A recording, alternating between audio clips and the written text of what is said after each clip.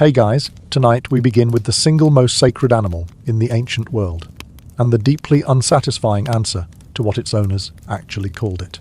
We're going to Egypt, 1350 BC, a civilization that built the pyramids, cracked open the chemistry of mummification, wrote one of the world's earliest international peace treaties, and worshipped its cat so intensely that killing one, even by accident, could get you executed before a magistrate had time to get involved. And this same civilization named most of those cats the ancient Egyptian equivalent of cat. So before you get comfortable, take a moment to like the video and subscribe, but only if you genuinely enjoy what I do here.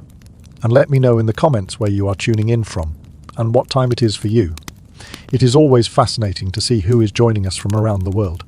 Now, dim the lights, maybe turn on a fan for that soft background hum, and let's ease into tonight's journey together. So Egypt, 1350 BC, New Kingdom, height of the empire, peak pharaoh.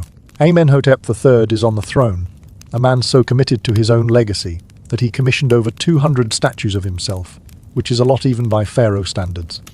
And pharaoh standards are not exactly known for their restraint. The Nile has just finished its annual flood, which means the fields are coated in the rich black silt that makes Egyptian farmland the most productive in the ancient world, which means the grain is coming in, which means Egypt is fine. This is the math that runs everything. Nile floods, silt deposits, grain grows, grain gets stored, civilization continues. The operation is staggeringly organized. Grain gets taxed, redistributed, rationed. Pyramid workers got paid in bread. Soldiers got paid in bread. Priests got paid in bread. Egypt ran on bread, the way modern societies run on electricity, quietly, invisibly, and with catastrophic consequences if the supply gets interrupted. And the Egyptians were very, very aware of this. Which is why the Egyptian word for treasury and the Egyptian word for grain store are basically the same word, because to them they were. Now, stored grain at scale, in clay jars and reed-lined silos in the Nile Valley heat, attracts mice. This is not complicated. Mice are small, fast, numerous, and deeply motivated to eat your civilization's economic foundation, one granule at a time. The solution to the mouse problem is also not complicated: cats. Specifically, the African wildcat, a slightly larger, slightly less domesticated ancestor of your modern house cat, which started appearing around Egyptian grain stores sometime around the 12th dynasty, roughly 2000 BC. Here is the key detail: the Egyptians did not go find cats. The cats came to the grain, assessed the mice situation, and moved in. No breeding program, no capture and taming, no agricultural policy. The cat looked at an Egyptian grain store and saw a business opportunity in the rodent density, and the Egyptians looked at this arrangement and concluded that the cats were useful and should be permitted to continue, which, if you think about it, is exactly what your cat did to your apartment. Nothing has changed. The cat is still doing the same negotiation.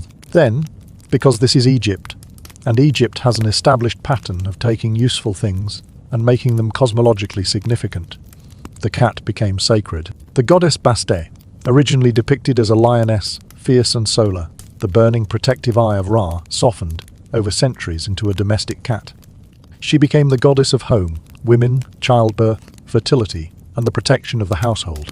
Temples were built. Priests were assigned. A festival at the city of Bubastis attracted visitors from across the Mediterranean, in numbers that the Greek historian Herodotus described, with evident astonishment, as the largest annual gathering in Egypt. More people than any other festival, people arriving drunk on barges, everyone in a festive mood, all of it in honor of a cat goddess. The Greek historian Diodorus Siculus, visiting a century later, personally witnessed a Roman soldier accidentally kill a cat and be beaten to death by the crowd before any official intervention could occur. The soldier was a Roman citizen and an ally of Egypt. Nobody cared. The cat was dead. These were the stakes. And then the historical record delivers its best detail with a completely straight face. Scholars have worked through decades of Egyptian textual evidence, administrative papyri, legal documents, tomb inscriptions, temple records, funerary texts, and the conclusion is that the vast majority of Egyptian cats had no personal names. The Egyptian word for cat was MJW, pronounced mew, which is, yes, exactly what it sounds like. The ancient Egyptians, confronted with the most sacred animal in their civilization, the living embodiment of a major goddess, The creature for whose death they would kill a Roman diplomat named it after the noise it made. Cat. They called it cat. The exceptions are documented and astonishing in their scarcity. A royal cat named Tamiut, the she-cat, buried in a full stone sarcophagus by a new kingdom prince. A cat named Nedjemit, the sweet one, or sweetie, mentioned in a tomb document from the 18th dynasty, which has a mittens vibe to it that I think you will recognize. These are the exceptions. The rule is the sacred was also the unnamed. In 4,000 years of human cohabitation with this animal, the only thing that has changed is that now we give them names they also don't respond to. Tonight, we are going to spend a full day with the grain store administrator who lived this particular paradox every morning, the man who worked alongside the divine and called it nothing in particular, who checked his rodent damage report and noted it in the register and went home to a cat he had been calling cat for 3 years, who existed inside a society where killing his unnamed cat could get a visiting dignitary beaten to death in the street, and found all of this perfectly, boringly normal. We will follow him through the granary at dawn, through the temple district with its institutional cats and its professional priests, through the scribal offices and the marketplace and the legal proceedings. And by the end of it you will understand the Egyptian cat in full paradoxical detail, sacred, working, industrially mummified by the hundreds of thousands, and almost entirely unnamed. Congratulations, you've just woken up in Thebes, 1350 BC. You are a grain store administrator for the temple complex of Amun on the east bank of the Nile.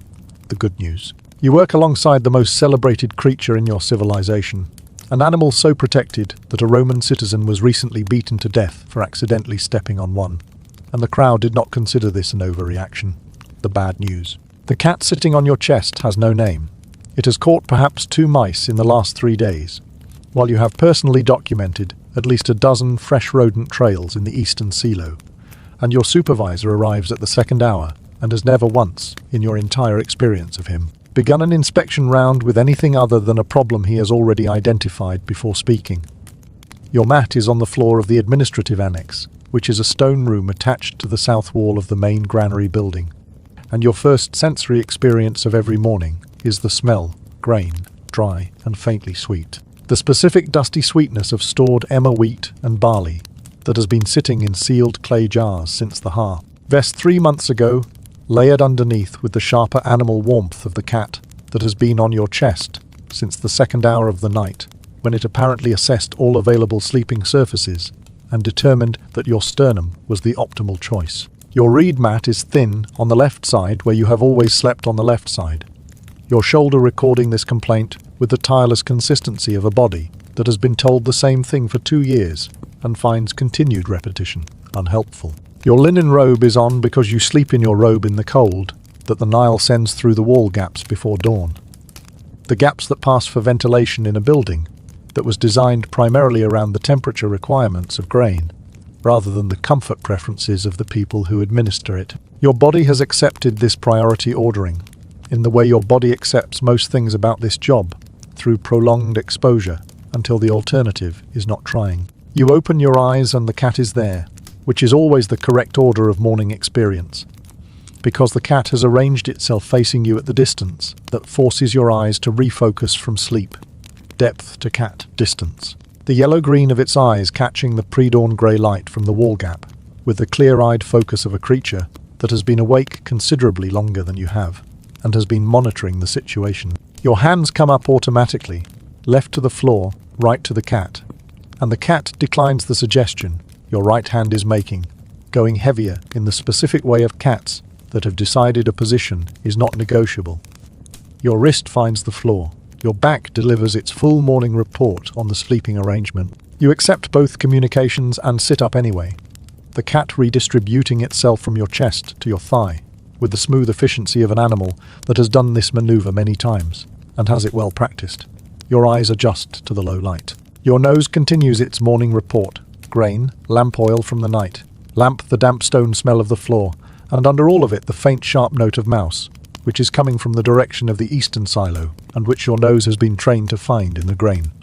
Smell the way a scribe's eye is trained to find an error in a text. Here is what is at stake in the building you are sleeping next to, which is the thing that structures every hour of your working day, whether you are thinking about it or not. The grain in this warehouse complex represents approximately 1/12 of the total annual ration supply for the East Bank Administrative District of Thebes.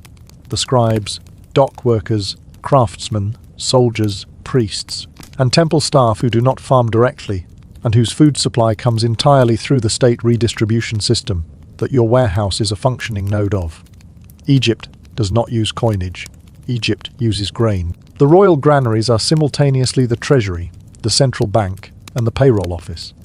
And the man who manages a royal granary has the specific professional anxiety of someone who is sleeping in the vault and is personally responsible for everything in it.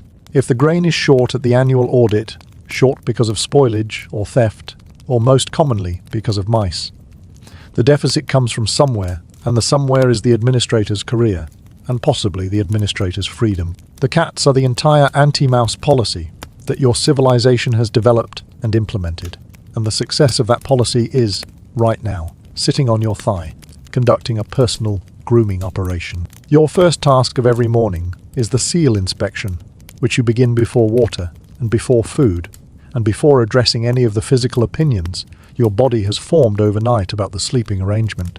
Because a broken seal is information you need as early as possible, and every hour you wait is an hour that gap between the correct story and the actual story gets wider. You take the lamp from the wall niche, the night lamp that burns on low oil to avoid relighting from scratch, and you walk the inspection circuit that your feet have walked every morning for 2 years. Eastern grain room first, Western grain room second, the oil and wine annex, the tool storage, the records room. Your sandals find the worn places in the floor stone, the way they always find them, without your eyes directing them. Your eyes work the seals at door height, with the scan of a person who has read several thousand of these, and knows within 2 seconds whether the clay impression is correct. Your mark clear, the seal unbroken, the surface showing no tampering. The cat follows you on the circuit in the silence that is one of the cat's reliable qualities, its footsteps producing nothing on the stone, while yours produce the soft leather. On stone sound of a man doing his job before dawn. The eastern silo seal is intact, and your mark is in the clay, the way your mark is supposed to be in the clay, and none of this is the problem. You push the door open, and the smell comes out to meet you, which is not the smell you want the eastern silo to produce on a morning inspection. Your nose finds it before your eyes do.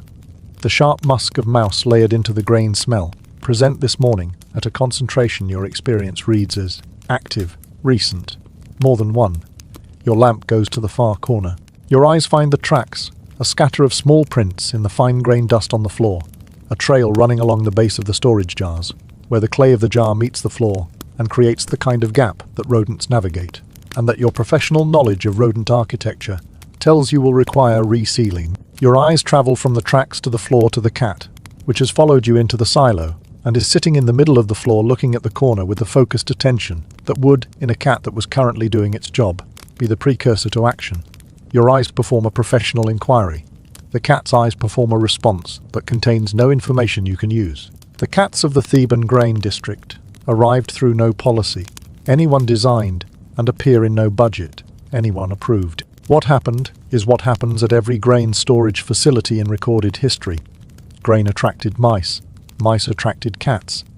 Cats discovered that human proximity was a reliable food supply strategy, and the arrangement self-organized into a stable configuration that the temple administrators noticed and encouraged without ever formalizing. Archaeologists excavating sites across the Nile Valley have found domestic cat bones in increasing concentrations at grain storage sites from the Middle Kingdom onward, the faunal signature of an animal that was present, useful, and entirely off the books. The Egyptian administrative system that tracked everything, every jar of grain, every ration weight, every day of labor on the building sites, every roll of papyrus allocated to every scribal department, has no record of the cats. They do not appear as assets, costs, resources, or liabilities. They are present in the record only as the absence of something else. The mouse damage that is not in the quarterly report, the silo shortfall that did not happen. The cats are the gap in the paperwork that proves the cats were working. You complete the inspection circuit and return to the administrative room to fill in the morning register. The clay tablet your clerk prepared last night, with your column headings, waiting for your stylus. Your left hand holds the tablet, and your right hand works the hieratic script that your training gave your wrist, the wedge, marks pressing into the soft clay with the specific weight and angle that 3 years of practice have made automatic. Your eyes move from your memory of each room to the tablet as you write. Date in the regnal year, your seal impression, each room's status, observations. The cat follows you back to the administrative table and installs itself beside the tablet rack in the way it installs itself beside anything that moves in a small, precise, repeating pattern. Stylus, apparently, being in this category. Your register entry for the eastern silo reads, rodent activity elevated, fresh tracks at the jar bases, cat patrol review recommended. You consider this phrasing. You leave it. Your supervisor will read, cat patrol review recommended, and will look at the cat, which will be wherever it is, doing whatever it is doing, and will have opinions that are technically directed at the cat, but will land on you. The question of what to call the cat, which is, in Thebes in 1350 BC, not a question that most people would recognize as a question, was resolved before you arrived at this job and will remain resolved after you leave it. The animal is MJW, Miu. The sound it makes transcribed into the consonant, only script that Egyptian writing uses, and pronounced back out again through the standard reconstructions. Your predecessors called it cat. Your clerk calls it cat. The dock workers call the harbour cat's cat. The priests in the temple complex a quarter-hour's walk from here call the temple cat's cat. The Egyptian written record across 3,000 years, the administrative papyri, the legal documents, the funerary inscriptions, the medical texts, the religious hymns, yields a handful of named cats in the entire span of the civilization, and the named cats are royal exceptions. A prince's cat in a stone sarcophagus, a tomb cat called Ned Jemmet, Sweetie, by someone who was clearly feeling a certain way about their cat on the day that document was drafted. The rest are cat. Your cat is cat. Your cat is sacred, essential, currently failing at its assigned function in the eastern silo, and has no name. You press your seal cylinder into the corner of the register tablet and set it on the drying rack. The second hour is approaching. The day has its full shape ahead of you, and the eastern silo has its rodent problem. And somewhere between here and the end of the day, your supervisor is going to have something to say about both. The door to the administrative annex opens outward, and you push it, and the outside air comes in before you step into it. Not the grain smell, not the stone smell, but the Nile smell, which is part mud and part organic matter and part something that has no name, because you have lived with it your whole life, and naming a thing you have always had would not occur to you. Your sandals find the ground, and your feet register the information that the ground outside the annex is still holding moisture from the retreat. The clay of the courtyard surface has not yet dried to its summer hardness, and your weight presses into it in a way your feet track without your attention. The way your feet track everything about this courtyard, because your feet have crossed this courtyard at the second hour for 2 years, and have a complete private map of it. The sky to the east is the specific pale gold that the sky produces in the interval between the sun cresting the horizon and the sun establishing itself as a fact about the day, and the shadow of the perimeter wall falls across the courtyard, in a diagonal that your shadow joins at an angle that tells you the first hour is not quite done. The cat is behind you. You can hear this because the cat's exit from the annex produced the same soft sound it produces on the stone floor inside, which is almost nothing, and which you have learned to distinguish from actual nothing. Your inspection circuit for the exterior is the inverse of the interior. You begin at the southeast corner and proceed counterclockwise, which means your back is to the river and your face is to the wall for the first portion, which means the Nile smell comes to you from behind in the light morning air that moves consistently from the river toward the city at this hour, carrying with it the specific atmospheric report of the floodplain in retreat, silt drying, vegetation beginning to process the nitrogen, the flood delivered, something organic and faintly sweet beneath the mineral weight of the mud, the smell of agricultural production before the production has begun, the potential of it. Your left hand runs along the wall course, at the height where rodent damage presents, which is the first 3 courses of the mud, brick where the connection between wall base and ground offers the kind of gap architecture that small animals navigate with professional competence, and that your professional knowledge of granary maintenance has catalogued in sufficient detail that your fingers are not looking for breach points so much as confirming the absence of them. Your right hand holds the clay noting tablet, not yet written on. Ready. The cat has taken up a position, approximately 2 body length behind you and to your left, which is its standard position for the perimeter inspection, which suggests either that it has learned the inspection pattern or that it has independently arrived at the same conclusion about where an animal investigating a wall for gaps would be most productively positioned. And you have not resolved this question in 2 years and probably will not. The Nile flood was not a problem and not a miracle. It was the operating system.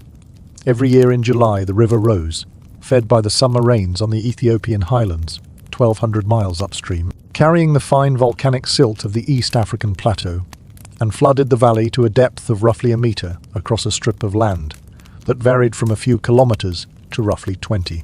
Wide depending on the topography, and when it retreated in September, it left behind a layer of black mineral, rich silt that made Egyptian farmland the most productive per hectare in the ancient world, which is a fact the Egyptians were entirely aware of and which you are personally downstream of in every sense. The Nile flood allowed Egypt to grow roughly 3 to 4 times more food per acre than Mesopotamia, with no irrigation engineering beyond the natural flood mechanics, and some basic canal management, which is why Egypt could support a non-farming population that included priests, administrators, scribes, soldiers, craftsmen, architects, and several categories of official that have no modern equivalent, all of whom needed to eat, and none of whom were farming.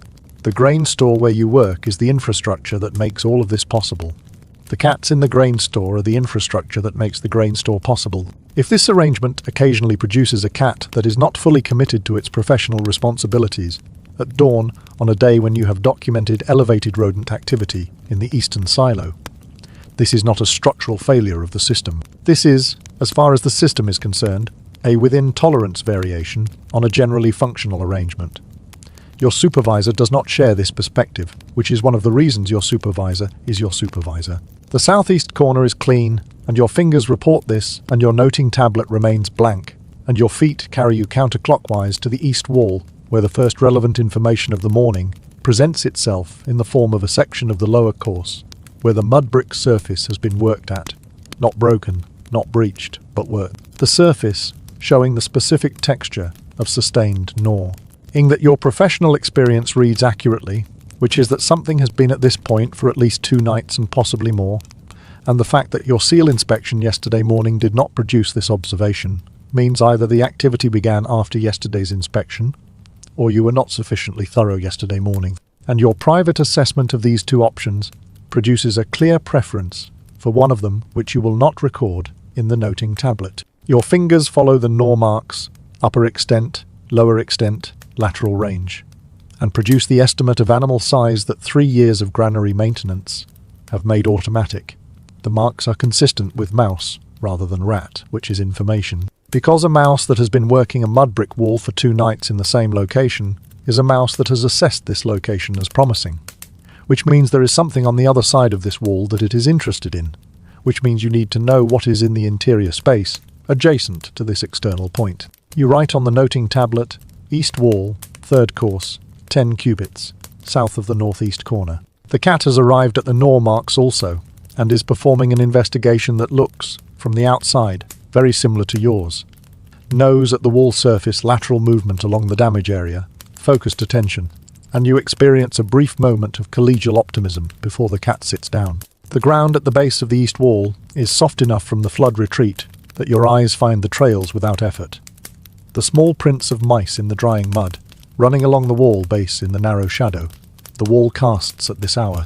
Trails crossing and recrossing in the compressed corridor between wall and open courtyard, where a mouse moving along a vertical surface keeps as close to the vertical as possible, because the vertical offers cover and the open does not, which is information you recognize as mouse architectural thinking, and that your 3 years of this job have made as legible as a text. Your eyes follow the trails away from the wall toward the courtyard perimeter, and then beyond, where the gate is not yet open, but where the gap at the base is sufficient for the kind of animal calibrated by 100 generations to navigate exactly this kind of gap. And your eyes find where they came in, and your eyes follow the tracks in the direction they came from, and you make the estimate your experience generates. Automatically, flood retreat drove them up the embankment. The lower fields dried out and became inaccessible, and they followed the smell of grain uphill, which is not complicated behavior and does not require commentary. It requires sealing the gap at the base of the eastern gate. You add this to the noting tablet. The cat is watching a beetle make its way across the courtyard with the focused attention of a creature that has identified a target it will do nothing about. The rodent influx is not a crisis. It is a season. Every year the Nile flood drives the mice and rats of the lower fields upward toward elevated ground, which is to say, toward the areas where humans have built permanent structures, which are the areas where grain is stored, which are the areas where cats have positioned themselves for exactly this reason. The pattern is self-reinforcing in a way that makes it, from a certain perspective, elegant. The flood drives the rodents to the food. The rodents drive the cats to the granaries. The cats drive the rodents away from the grain. The cycle completes. What this means practically is that the Theban granary district deals with elevated rodent pressure every year in the period following the flood retreat. Late September through November, depending on the year's flood height. And the cats in the district are the only policy response anyone has ever developed, tested, or found effective. The Egyptian administrative system that tracked and managed virtually every other aspect of its civilization. Labor days, grain weights, jar counts, papyrus allocation, cattle numbers. Bread rations by category of worker has no formal mechanism for deploying or managing cats. The cats deploy themselves. The cats manage themselves. The results are recorded only as the absence of something else, which is the standard form in which the cats enter the historical record, not as an asset line but as the rodent damage that does not appear in the quarterly shortfall report. This is, in its way, the most accurate accounting of the cat's contribution. The cat's value is exactly as large as the problem it prevents, and the problem it prevents is the one that doesn't happen, and things that don't happen are invisible, which is why your supervisor's attention lands on the eastern silo tracks and not on the 3 months of grain that is still in the jars because the mice didn't get to it. The north wall is clean. Your fingers report this in the rhythm of the inspection that your hands conduct independently, while your eyes deal with the noting tablet and your feet deal with the ground surface. All three reporting simultaneously in the way of a system that has been running the same operation long enough that the parts no longer need to coordinate consciously. Your noting tablet has 4 entries now: the east wall gnaw damage, the southeast corner, mud moisture from the flood, the eastern gate gap, and a note about the perimeter drain channel that has partially blocked with flood debris and is holding water in the northwest corner in a standing pool that is not large enough to be an immediate problem and is exactly large enough to be next week's problem, which is the standard form in which granary maintenance problems present themselves.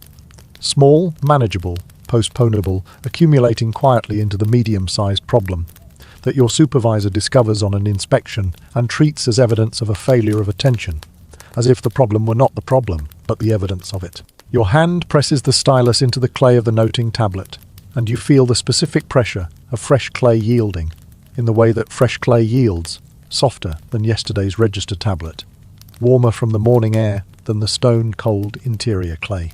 The cat has completed its independent survey of the perimeter and joined you at the north wall, and is sitting in the growing light watching the gate with a posture that could, with sufficient generosity, be described as alert. The storage system the grain sits in is not simple. The large grain jars, the tall pottery vessels with rounded bases and narrow necks, sealed with clay and marked with administrative impressions, can hold between 50 and 200 litres of emmer wheat or barley, and they are stacked in rows in the main grain rooms on beds of clay and reed that keep them off the floor and allow air circulation. The seals are the critical technology, a clay plug pressed into the neck opening and impressed with the administrator's seal cylinder, creating a tamper, evident closure that is checked on the morning circuit and recorded in the register as intact or compromised. A compromised seal can mean many things. It can mean administrative failure. It can mean theft. Most commonly, it means rodents, because a mouse that locates a grain jar has a straightforward engineering problem to solve, which is the clay plug sealing the neck, and the solution is gnawing, and the mouse is very good at gnawing. And a grain jar that has been successfully opened by a mouse becomes immediately interesting to every other mouse in the vicinity, which is why rodent damage in a granary compounds. One breach produces many. The cats are the only technology that operates upstream of the breach. The seal inspection catches breaches that have already occurred. The cat is supposed to catch the mice before they produce the breach. When the cat does not produce this outcome, you produce a noting tablet entry about gnaw marks on the east wall and an uncomfortable sense of what your supervisor is going to say about it. You have come around to the south wall now, and your feet have carried you back toward the administrative annex doorway, and the noting tablet is full enough to require your attention when you return to the interior. And the cat has come with you on the circuit, and is now doing what the cat does in the interval between useful activities, which is nothing, expressed with great composure. The specific nothing the cat is currently doing is watching a hoopoe bird on the top of the south wall, the bird with its dramatic orange crest and black and white wing pattern that appears on the south wall at this hour, reliably enough that you have filed it in the same mental category as the worn stone on the inspection path, which is a feature of the morning that has been there long enough to become invisible. The cat is watching it with the quality of attention that, in a cat that was about to do something, would look exactly like what it looks like right now, which means your ability to predict whether the cat is about to act or is simply watching a bird for reasons of its own is precisely zero. Your sandals on the south courtyard stones produce the sound of your weight on worn stone. Your shadow is shorter than it was when you started the circuit. The cat sits at the base of the south wall, and the hoopoe cocks its crest, and the morning moves through the first hour toward the second. The door to the administrative annex is the same door you came out of, and your feet know the threshold, and your right hand knows the latch, and you push through into the grain smell that is the interior's permanent condition. The sweet, dry, dusty smell that your nose has catalogued as the smell of your working day for 2 years, and that has ceased to be not able except in the specific way that it is always notable, which is the way of a smell attached to a task. Your nose finds the grain smell, and your mind finds the day's register, the incomplete circle of entries, the eastern silo rodent activity, noted but unresolved. The east wall gnaw marks on the noting tablet, waiting to be transferred to the morning's formal record. Your clothes carry the Nile smell from the exterior circuit, the damp mud smell, the silt smell, the specific atmospheric report of a river that has deposited its annual gift and retreated, and you are aware of this smell layered over the grain smell as a kind of temporal marker, exterior time added to interior time, the morning accumulating its evidence on your linen. The cat comes through the door behind you without your having to hold it, because the cat has learned the door interval, the same way it has learned the inspection circuit intervals, and the morning register intervals, and every other interval of the administrative annex day, and you have never taught it any of them. Your noting tablet goes to the register table, your stylus goes to your right hand. The supervisor is somewhere between his house and your door, and the noting tablet has 4 entries, and the eastern gate has a gap that needs sealing, and the cat is already on the table beside the tablet rack in the patch of early light that the wall gap produces at this hour, which is the warmest available surface, which is where it was yesterday morning, and the morning before that. The morning register is the formal record, not the noting tablet. The noting tablet is for field observations that your wrist records in the shorthand your training gave it.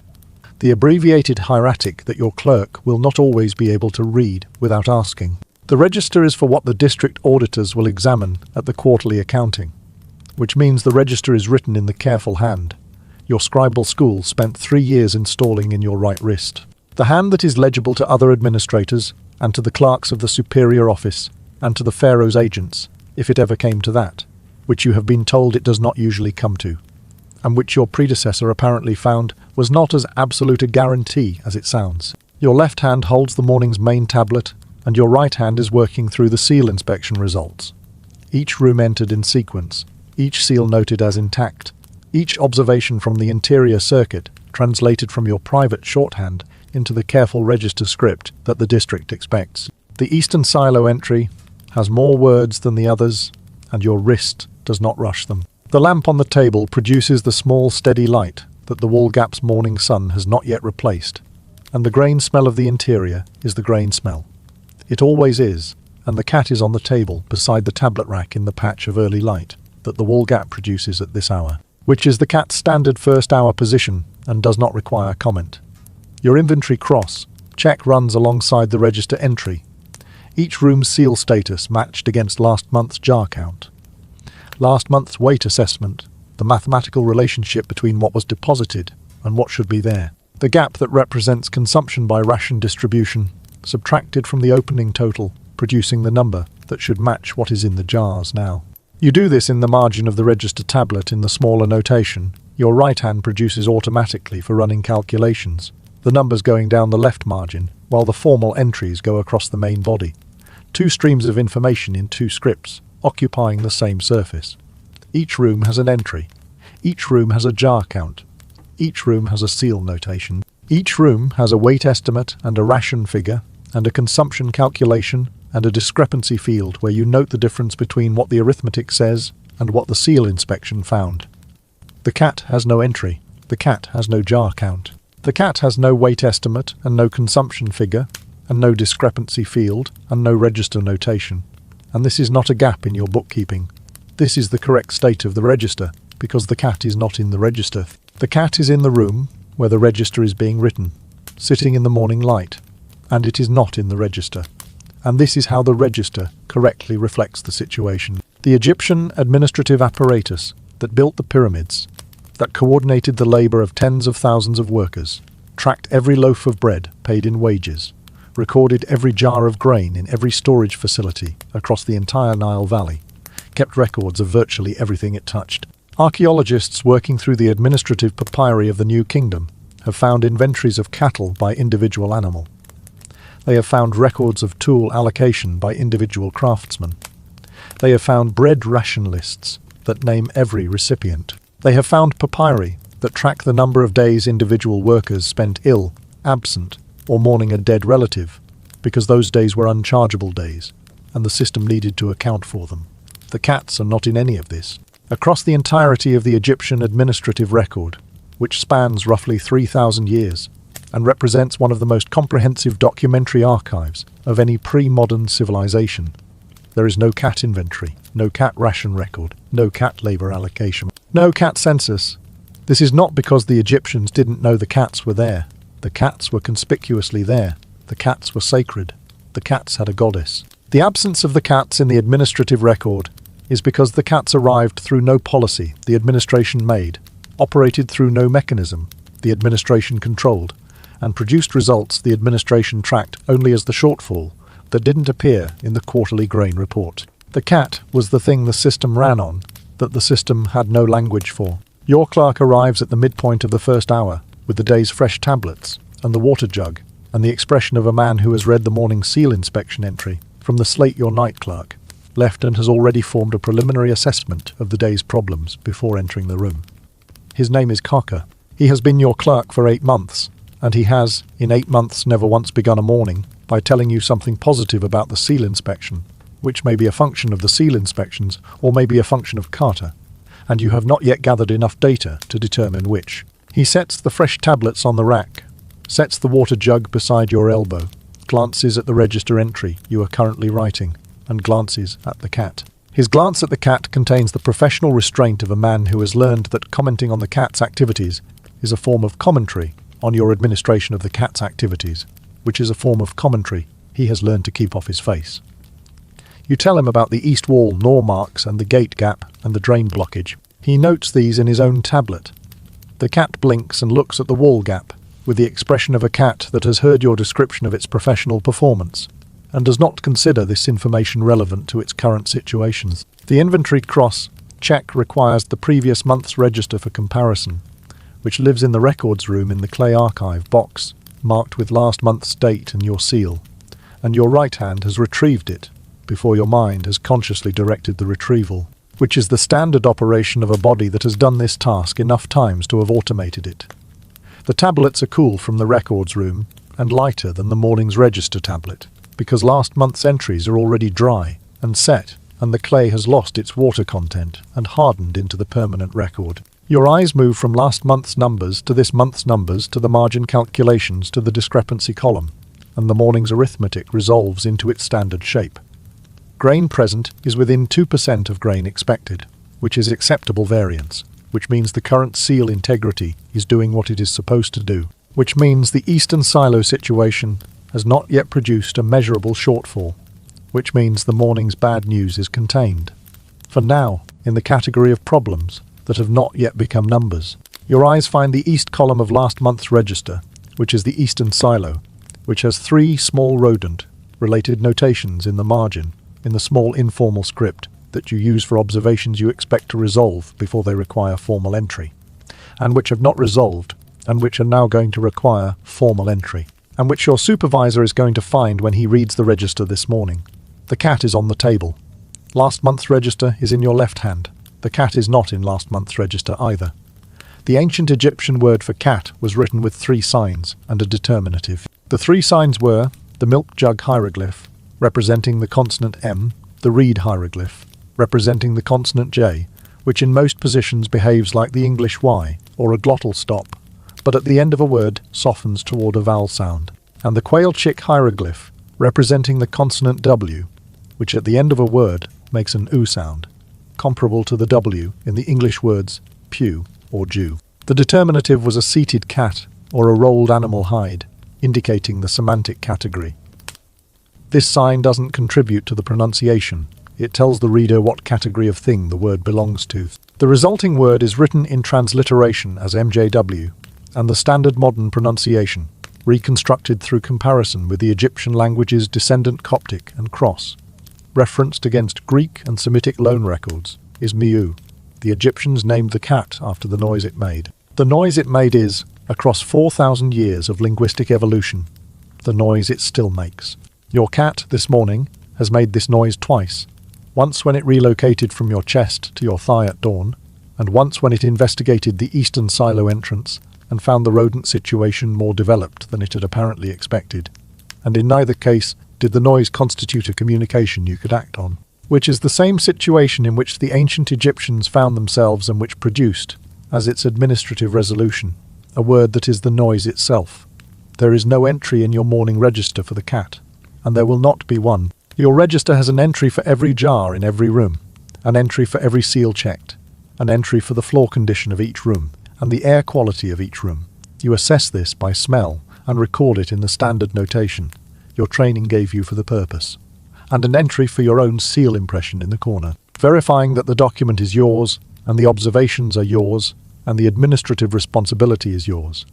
The cat is present in none of these entries, and present in all of them, in the sense that its absence from the shortfall column is a form of presence, a negative space, shaped like the problem it prevented. If your Eastern Silo seal inspection had found the jar seals compromised rather than intact, the register entry for the Eastern Silo would be longer and more complicated.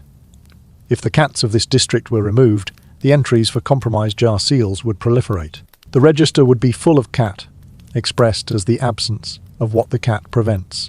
Instead, the register has a clean seal notation for the Eastern Silo jars, and a separate notation about elevated rodent activity that represents the cat's incomplete performance. And the 2 entries in tension describe the situation accurately. The cat is working, partly, which is better than not working, which is the best the register can say about an animal it has no language to describe. The evidence for Egyptian naming practices comes primarily from the administrative papyri and the funerary texts, and the evidence is notable for what it does not contain. The scholar Henry George Fisher, working through the Metropolitan Museum's collection of Egyptian administrative documents in the 1970s, published an analysis of Egyptian animal names that found extensive documentation of named dogs and named monkeys. Pets, clearly, working animals with individual relationships to their owners, recorded by name in inventories and stellar inscriptions, and essentially no named cats. The dogs have names that range from the administratively functional to the endearing, HKNW, rendered as Hekanu, meaning roughly praise or acclaim, and a man's hunting dogs recorded on an 11th dynasty stela, whose names were Libyan words translated in the text, including one rendered as Petites, meaning the black one, which has the same energy as naming a black dog Blackie, and which a 5-year-old, who just got a puppy for Christmas, would immediately understand. The cats appear in the same documents as their owners, in some cases, but not by name. The cats appear in the faunal record, at grain storage sites, in increasing numbers from the Middle Kingdom onward. The cats appear in the religious texts with their own goddess, and their own cosmological role, and their own elaborate theological significance. The cats do not appear in the documents with names. The academic consensus is that this was not an oversight. Kaka looks up from his own tablet at the point in the morning when the register has been running for long enough that the immediate documentation tasks are resolved, and the day has entered the interval between completing what had to be done at dawn and beginning what has to be done by midday, which is the interval in which conversation becomes briefly possible. He asks, in the tone of a man asking a question he knows the answer to, what the cat's name is. Your right hand is resting. The light through the wall gap has shifted from pale gold to the white of the day's full sun beginning to establish itself. And the grain smell has its mid-morning note, slightly warmer and slightly sharper than the dawn smell. The jars beginning to give off their daily heat absorption in the specific slow chemistry of stored grain in a warm building. You tell him what the cat's name is. You tell him the cat's name is Cat. Car nods with the expression of a man who asked a question he knew the answer to and received the answer. He knew he would receive and finds the entire exchange marginally amusing in the way that expected things are amusing when you ask about them anyway. The cat is asleep. It is in the patch of light on the table. Its name is Cat. It does not respond to this. It has never responded to this. The Egyptians named it after the sound it makes, and the sound it makes is the name, and the cat treats the name the same way it treats all other information you direct at it, which is as not particularly relevant to its current situation. The mid-morning has its own smell, and its own light, and its own sound. The activity of the granary complex increasing as the workday finds its pace. Dock workers arriving at the river gate to begin the morning's ration distribution. The sound of clay jars being moved in the western room where the day's outgoing allocation is being prepared. The specific hollow knock of ceramic against ceramic that your ears have learned to pass for the sound. That means a jar has been put down badly, which is the sound that costs you a jar entry. Your right hand works the register in the steady pace that the mid-morning requires, transferring the noting tablet's exterior observations into the formal record. And your eyes move between the tablet and the window gap and the door at regular intervals, in the automatic monitoring loop of a man who knows the second hour approaches and knows what the second hour brings. The cat is asleep in the warm light in the specific arrangement of limbs that cats produce when they have found a surface whose temperature is precisely correct, which is the arrangement that communicates, more eloquently than any other cat behavior, that the cat has no concerns about the second hour, and no concerns about the supervisor who arrives in it, and no concerns about the eastern silos rodent situation, and no concerns about the gap at the base of the eastern gate. The register is nearly complete. The noting tablet is transferred. Your seal is in the corner. In the room around you the day runs its established course, and the cat sleeps in the light, and the grain in the jars sits in the sealed darkness, and the mice are somewhere in the wall thinking about tonight. The midday break is not a break in any sense that involves rest. It is the interval between the morning's documentation and the afternoon's distribution coordination, during which you are not required to be in the administrative annex, and during which the things that need to happen in the annex will happen under cast supervision, and during which you typically eat standing up somewhere between the annex and wherever the afternoon's first errand takes you. Today the first errand is the Temple District, which is 15 minutes on foot from the granary complex along the East Bank Road, and the midday heat has established itself in the specific way that Theban midday heat establishes itself in late September, which is completely. Your robe is the light linen appropriate to the season, and it is not helping. Your sandals on the paving stones of the road produce the same sound they produce on the inspection path in the annex courtyard, which is the sound of your weight distributed across the worn leather sole in the specific pattern that 2 years of this walk have worn into it. The road is busy in the way the East Bank Road is busy at midday. Dock workers returning from the morning distribution, priests moving between the complex precincts, a delegation of craftsmen with tools under their arms moving south, and your body navigates it in the automatic way of a body that uses this road regularly enough to have it memorized. Your eyes forward and your feet adjusting without instruction. The almond complex comes into view gradually and then all at once, which is how very large things come into view when you are approaching on flat ground. For most of the approach it is a wall, a long mud brick wall with the scale that institutional construction produces. And then the wall becomes the wall of a thing that has additional things above it, and beyond it, and around it. And then you are close enough that the scale is no longer a fact about architecture, and is instead a fact about you, which is the standard experience of the Karnak complex, and one that 20 years of living near it has not made less immediate. The smell reaches you before you arrive: incense, wood smoke from the offering fires, the specific aromatic weight of kifi, burning in the inner sanctuaries that the priests produce from a recipe involving honey, raisins, wine, myrrh, and approximately 15 other ingredients, depending on which priestly tradition is doing the producing, and how closely they are following the canonical formula, and which your nose has catalogued as the smell of institutional religion doing its full-time job. Your errand today is in the outer administrative precinct of the complex.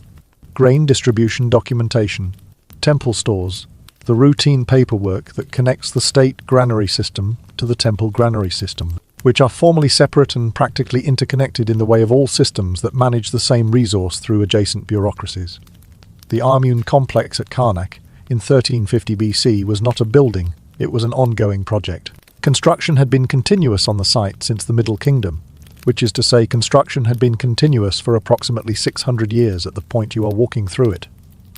And the result of 600 years of continuous construction is a complex that contains within its walls more temple, more shrine, more administrative precinct, more pylons, more sacred lake, more storeroom, more garden, and more specialized staff than most cities contain of everything. The staffing list for the Amun complex in the New Kingdom includes high priests, regular priests, ritual specialists, musicians, dancers, scribes, doctors, astronomers who track the stars for timing religious festivals, brewers producing the ritual beer, bakers producing the ritual bread, weavers producing the linen for the gods' clothes, which needed to be changed daily, carpenters, painters, stonemasons, on retainer for the ongoing construction, and administrative personnel, whose job was to coordinate all of the above. In the administrative record of the New Kingdom, the Amun Temple at Karnak is listed as owning more than 65,000 cattle and 83 ships, and nearly 500,000 acres of agricultural land and estates across Egypt and Nubia and the Levant. Among the things the complex did not formally own, did not administratively record, and did not officially manage, the cats that lived in it. The cats were there. The temple record does not mention them. The temple granaries were well stocked. The math works. The outer courtyard of the administrative precinct is shaded along the eastern wall by a row of sycamore figs, and in the shade of the first tree there is a cat.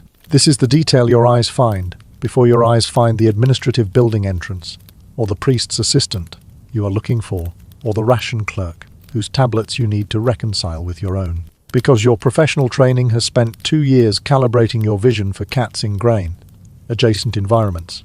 And the cat under the sycamore fig is exactly where a cat in a shaded courtyard with a grain store on its north side would position itself at midday, which is, in the shade, with a clear sightline to the grain store entrance, in a position that receives the morning's foot traffic without being in the foot traffic.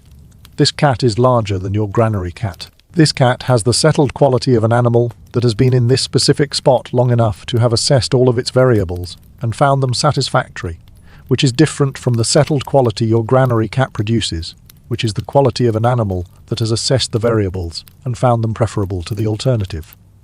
The distinction is subtle and may not be real. The cat under the sycamore fig looks at you with the same yellow-green gaze your cat produces, with the same assessment density, and produces the same information in response, which is no information. The priest's assistant you are looking for is named User Hat, and he is in the administrative building entrance, where he always is when you come for the midday reconciliation.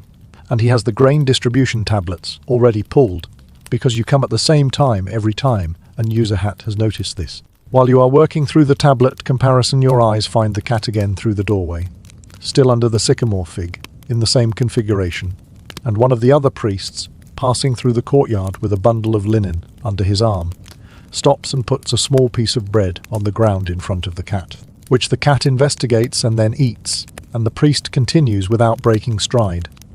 This is not a ceremonial feeding. This is not a ritual. This is a person who was walking through a courtyard, saw a cat, had a piece of bread, made a decision. The cat did not show gratitude. The priest did not expect it. Both parties in this transaction have understood their roles perfectly and are continuing with their respective days. And the grain from which the bread was made was grown in the Nile Valley silt and processed in a temple bakery and baked in a temple oven and distributed as part of a priest's daily ration. And a fraction of it is now in a temple cat, which is not where the original grain allocation anticipated the grain ending up, and which is not anywhere in the temple administrative record, and which is absolutely fine. The goddess Bastet did not begin as a domestic cat. The earliest representations of Bastet from the Old Kingdom depict her as a lioness, or as a woman with a lioness head, fierce, solar, the burning eye of Ra. She was one of the protective aspects of the sun god, the aggressive outward, facing power that defended Egypt from its enemies, which is exactly the kind of deity you would imagine a civilization at the height of its imperial confidence producing. The transformation happened over centuries, as Egypt settled into the rhythms of the New Kingdom, as the court moved south, as the domestic and administrative aspects of the civilization became more prominent in the theological conversation. Bastet's lioness became a domestic cat. Scholars note that the shift tracks with the broader cultural development of the cat from wild pest, controller to household presence. As the cat moved from the granary to the home, its goddess moved with it. By 1350 BC, Bastet is the goddess of home, fertility, women, childbirth, protection of the household. Not the burning eye of the sun, but the warm thing sleeping in the domestic warmth, the safe thing, the thing that kills the small dangerous things, so the people inside can sleep. The temple cats at Karnak are Bastet's cats. They are sacred in the institutional sense, the sense that has temples and priests and festival budgets. They are also, in the administrative sense, unregistered residents of a grain storage facility who receive occasional pieces of bread from passing priests and maintain no formal relationship with the institution that houses them. Both of these things are true simultaneously, and neither one cancels the other. User hat finishes the reconciliation tablets, and you finish your section, and the numbers match within the acceptable variance, and both of you note this in your respective registers, and the midday transaction is complete. While you are sealing your notation, you ask User hat what the temple cats are called. User hat has the expression of a man who has been asked a question that has not occurred to him because the answer is so obvious that the question has not needed to occur to him. He tells you what the temple cats are called. He tells you that they are called cat. You tell him that your granary cat is also called cat. User hat finds this unsurprising in the way that expected things are unsurprising. You tell him you have been wondering if the temple cats receive different names given their sacred status, given the goddess, given the institutional context. User hat considers this. He has not considered it before, and he finds it, on consideration, mildly interesting in the way of a thing that is interesting for exactly the 3 seconds it takes to process it before returning to the baseline state of things being what they are. He says, the cat is the cat. It is Bastet's animal. Giving it a name that is not cat would be like giving Bastet a name that is not Bastet. Your theological argument is not strong enough to engage with this seriously, and your afternoon schedule is not long enough to try, so you take your tablets and say goodbye to User hat, and walk back through the courtyard where the cat under the sycamore fig is still in its position, still in its configuration, and has apparently finished the bread, and is now washing its face with the efficiency of a creature that has no administrative responsibilities this afternoon, and is not concerned about the second hour. The festival that Herodotus saw at Bubastis, approximately 800 miles north of where you are standing, in the Nile Delta city, that was Bastet's primary cult center, was, by his account, the largest annual gathering in Egypt. More people attended than any other festival, he wrote, with the specific astonishment of a Greek historian who had seen many things and was still taken aback by the numbers.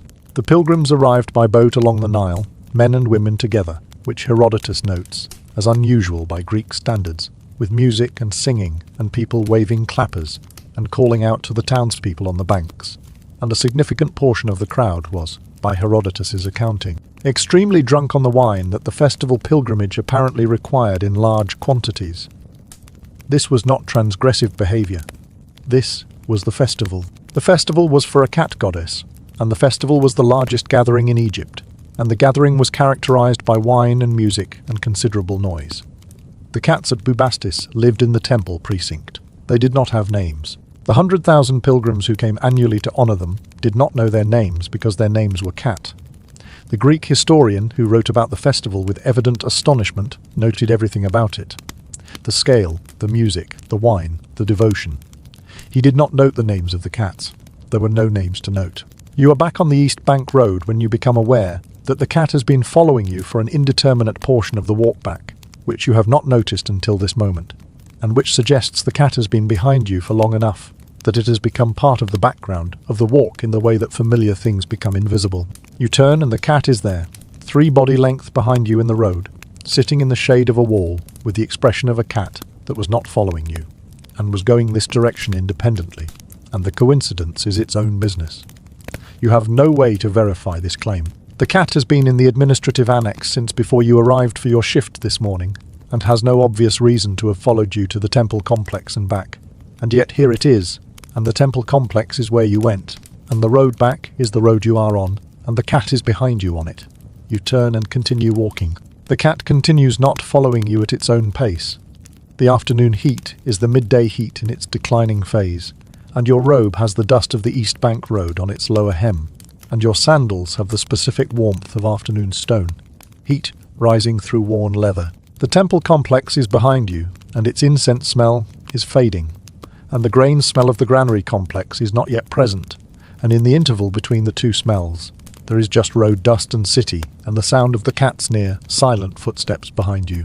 The afternoon has its own register to complete, and its own sequence of tasks, and its own version of the supervisor's scheduled appearance, which today is the formal monthly inspection that covers not just the seal circuit, but the full jar count, which means the afternoon is the full jar count, which means the afternoon is going to be long. Your sandals cross the threshold of the administrative annex, and the grain smell returns, and the tablet rack is where you left it, and Keisha is at his station with the fresh tablets for the afternoon count. And the light through the wall gap has shifted to the lower angle afternoon quality. That means the warm patch on the table has moved to the corner where the east and south walls meet, which is where the cat is.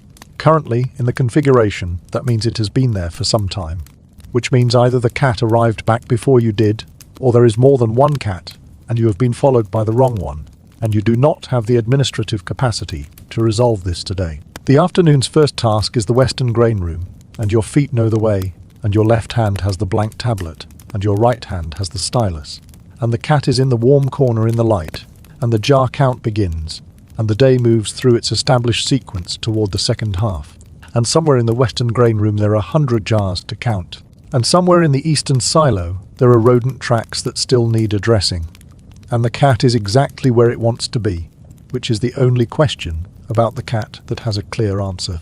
The Western Grain Room has 94 jars in the current count, and you know this because you have counted them every month for 2 years, and the number has not changed in 2 years and will not change today, unless something has gone wrong, and nothing appears to have gone wrong. But you count them anyway because the monthly jar count is not a confirmation of what you know. It is a record of what you verified, and the distinction matters to the district auditors, and therefore matters to you. Your left hand holds the counting tablet, and your right hand moves down the first row, tapping each jar at the shoulder height, with the counting motion that your training gave you. Not touching, not pushing, a gesture of acknowledgement directed at each jar in sequence, that your right hand performs while your mouth runs the count at a volume only your own ears are using. The jars are cool on their clay and reed beds, the day's heat not having fully penetrated to the interior temperature yet, and the smell in the Western Room has the specific layer of this morning's sealed, addition to the previous day's accumulated grain smell, the room having been closed since yesterday's afternoon ration pull, and now opened into the count. Your sandals on the stone floor of the Western Room produce the deliberate step and pause of the count rhythm. 32, 33. The cat has followed you into the Western Room and is proceeding at its own pace along the opposite wall, paralleling your progress in the way of a creature that has attended enough jar counts to understand the directional logic without understanding the purpose. The count proceeds row by row, and the numbers accumulate on the tablet in the running tally that your hand writes automatically while the count number stays in your mouth, 51, 52, and your hand writes a mark at 50, 51, 52. And when you finish the row, your eyes check the tablet against the expected row count, and the numbers match, and you move to the third row. This is the rhythm of the afternoon. Methodical, slow, the stylus and the mouth and the eyes, all running separate streams of the same information. A redundant system designed to catch the error that one stream would make but 3 streams together would not. The cat is at the far end of the room now, having proceeded along its parallel wall to the point where the wall terminates at the north corner, and it has found something there of interest in the gap between the last jar stand and the wall, which your nose passing the air of the Western Room has not flagged as a rodent smell, more likely a spider or a beetle, or the particular quality of corner darkness that cats investigate on principle. Your counting mouth is at 68. Your counting hand writes 60. Your counting eyes check the tally. Everything is in the correct relationship. The afternoon moves through itself in the way of afternoons that have a task large enough to fill them. The most famous cat in the archaeological record of ancient Egypt is not a living cat. It is not a cat depicted in a painting or described in an administrative papyrus or present in the faunal record of a grain storage site. It is a cat in a stone sarcophagus, commissioned by a prince, inscribed with a name, and now in the British Museum. The prince was Thutmose, the eldest son of Amenhotep III and Queen Tyre, which means he was the crown prince, the heir apparent to the throne of Egypt, at the height of the new kingdom's power, the man who should have become pharaoh at the end of his father's long and prosperous reign. Amenhotep III was on the throne for 38 years, and Egypt was, for most of those 38 years, doing extremely well. The empire was stable. The trade networks were functioning. The building program was extensive. The diplomatic correspondence was active. Thutmose grew up in this prosperity as the prince who would inherit it. He did not inherit it.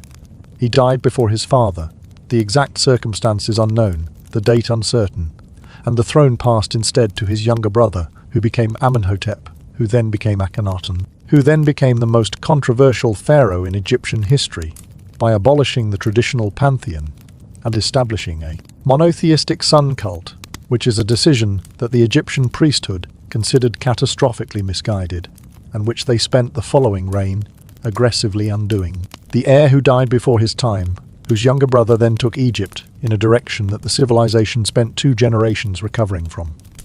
This is the man who commissioned a full stone sarcophagus for his cat. Your count is at the end of the 3rd row, and the number is correct, and your hand marks the row, end notation, and your feet carry you to the 4th row, which is the last full row. The partial row along the north wall being counted separately as a standard practice that your training established as the way to handle partial rows, and that your hands implement without your thinking about it. The afternoon light through the western room's upper ventilation slots has shifted to the lower angle. That means the second half of the afternoon has arrived. The angle that your body has learned to track from the stripe of light it produces on the opposite wall, which has moved from the 3rd course of the wall to the 2nd course of the wall since you began the count, which means the count is taking the time it always takes, which is approximately correct. The cat has rejoined you from the north corner and is proceeding alongside the 4th row in the parallel wall pattern it has been using throughout the count, and at some point in the 3rd row it crossed to your side and is now between you and the jars, which is a change in the established pattern that requires you to reach over it for each jar acknowledgement, which the cat does not find inconvenient. 79. 80. Your right hand reaches over the cat. 81. The partial row along the north wall is 14 jars, and your count confirms 14. And the tablet confirms 14, and the total for the western grain room is 94, which is the number it has always been.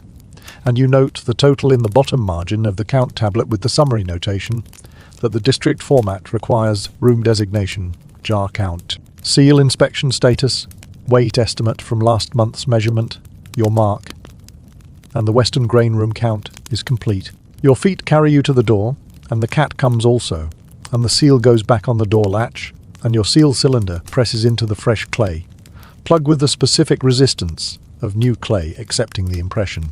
And the western room is sealed and counted and documented, and the information exists in the record, now in the form that will satisfy the district auditors, which is the form the information needs to be in. The eastern grain room is next, and your feet know the way, and the eastern grain room is the one with the elevated rodent activity notation, and the jar count there will take the same amount of time as the western room's count, and the number will be whatever it is, and you will write it down. The stone sarcophagus that Prince Thutmose commissioned for his cat is approximately 40 centimeters long and carved from a single block of limestone with the craftsmanship that royal commissions receive, which is to say, considerable. It has the form of a standard Egyptian sarcophagus, miniaturized, the rounded top, the hieroglyphic inscription running along the sides, the inlaid eyes of faience on the lid, the formal funerary furniture of a burial object. The inscription gives the cat's name as Tamiut, which is written in the consonantal script as T3MJWT and reconstructed as Ta, Miut, meaning something in the range of the she-cat or the female cat, which is, in terms of naming specificity, approximately one category above calling the cat cat, which is where all the other cats were. The inscription also gives the cat the formal funerary address, the ritual formulae directed to the cat in death, the invocations that ensure the cat's passage through the afterlife in good order. This is the funerary address that Egyptian nobility receive. This is the funerary address that the cat of the crown prince received. The cat's full name was the she-cat.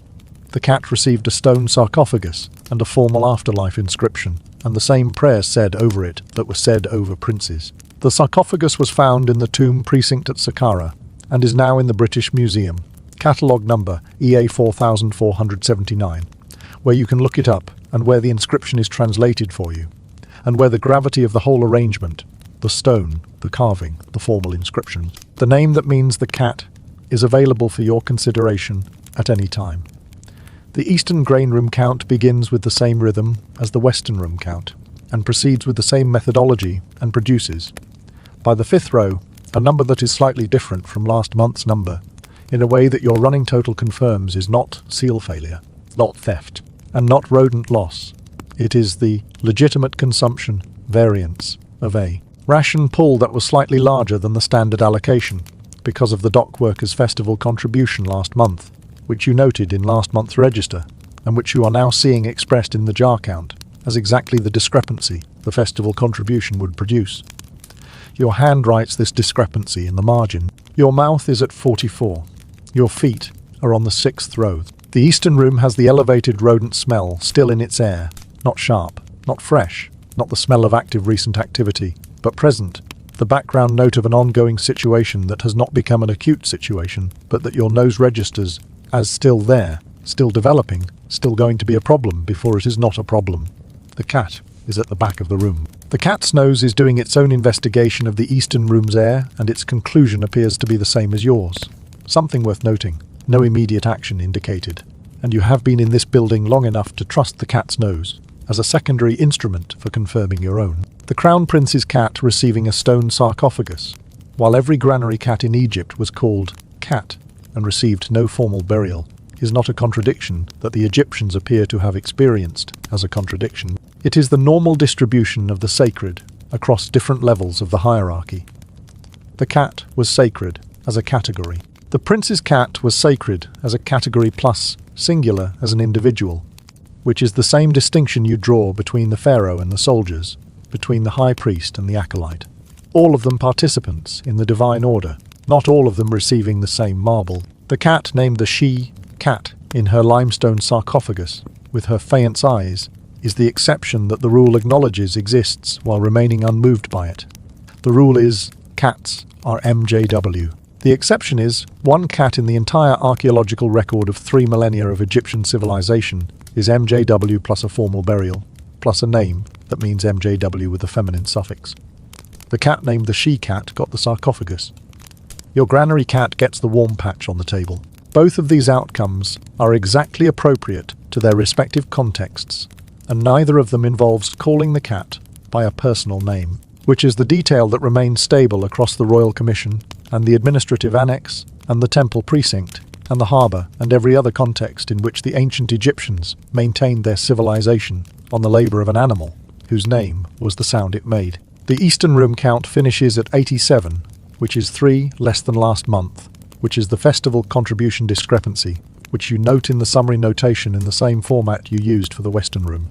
And the seal goes back on the Eastern room door, and the clay plug takes your impression, and the Eastern room is documented. Your feet carry you back toward the administrative annex, and the afternoon count tablets join the morning register on the tablet rack, and the day's full documentation is assembled in one place, which is the state it needs to be in for the supervisor's monthly inspection, which happens when the supervisor arrives, which the quality of the light in the wall gap tells you will be soon. The cat is on the table. The cat has been on the table for the portion of the jar count that took place outside the grain rooms, which is to say the cat was in the grain rooms during the grain room portions of the count, and on the table during the notation portions of the count, which means the cat has been tracking the count's location consistently and correctly throughout the afternoon, which is a form of professional engagement that your register cannot document and that your supervisor will not credit, and that you notice anyway, in the private accounting you keep of the cat's actual behavior versus the supervisor's theory of the cat's actual behavior. Your stylus goes to the count tablets to check the totals one final time. The numbers are what the numbers are. The monthly count is done. Prince Thutmose's cat has its sarcophagus and its name. Your cat has the table. The light through the wall gap is the amber of the last hour before the supervisor arrives, which is the light that tells you the documentation needs to be in its final form now. Your right hand moves through the count tablets, making the small corrections that the final review always produces. A numeral repressed, where the clay has taken the stylus impression imprecisely. A room notation clarified for the district format. The discrepancy notation for the Eastern room expanded with the festival consumption reference, so the auditors can find the supporting entry without your help. The cat is in its place, and the tablets are in their rack, and the administrative annex has the end of workday smell, which is the grain smell, plus the lamp oil smell, plus the accumulated warmth of the stone walls, releasing the day's heat, which is the smell that tells your body the long portion of the day is done, and the accounting portion is beginning. Your predecessor's seal is in the records room behind you in the archive box, where it always is, recording someone else's count from 3 years ago, someone else's rodent notations in the margins, someone else's final tally matching or not matching, and the auditor's subsequent findings, one way or the other. The stone sarcophagus of the prince's cat is in a tomb at Saqqara, with the she-cat's name on it. Your granary cat is asleep. Both of these facts are true at the same time, and neither of them requires the other to be different. The supervisor arrives with the punctuality of a man who considers his own punctuality a form of commentary on everyone else's, and who has never once, in your experience, arrived at the announced hour rather than slightly before it, as if arriving at the announced hour would constitute a concession to someone else's schedule. His name is Merry. He is approximately 20 years older than you, approximately 1 administrative grade above you, and approximately 6 inches taller than you, which last fact he does not exploit consciously, but which your body registers every time he walks through the annex door as a piece of information about the room's proportions. His inspection kit is the leather tablet case that contains his own copy of the monthly format, and his hands go to the tablet rack immediately. Not a greeting, not a pleasantry. The tablets, which is the inspection posture you know from 2 years of monthly visits, and which your body has accepted as the functional language of the monthly inspection, in the same way it has accepted the cat's weight on your chest as the functional language of the dawn hour. You stand where you stand. Merry opens the tablet rack. The cat on the table looks at Merry. Merry has not looked at the cat.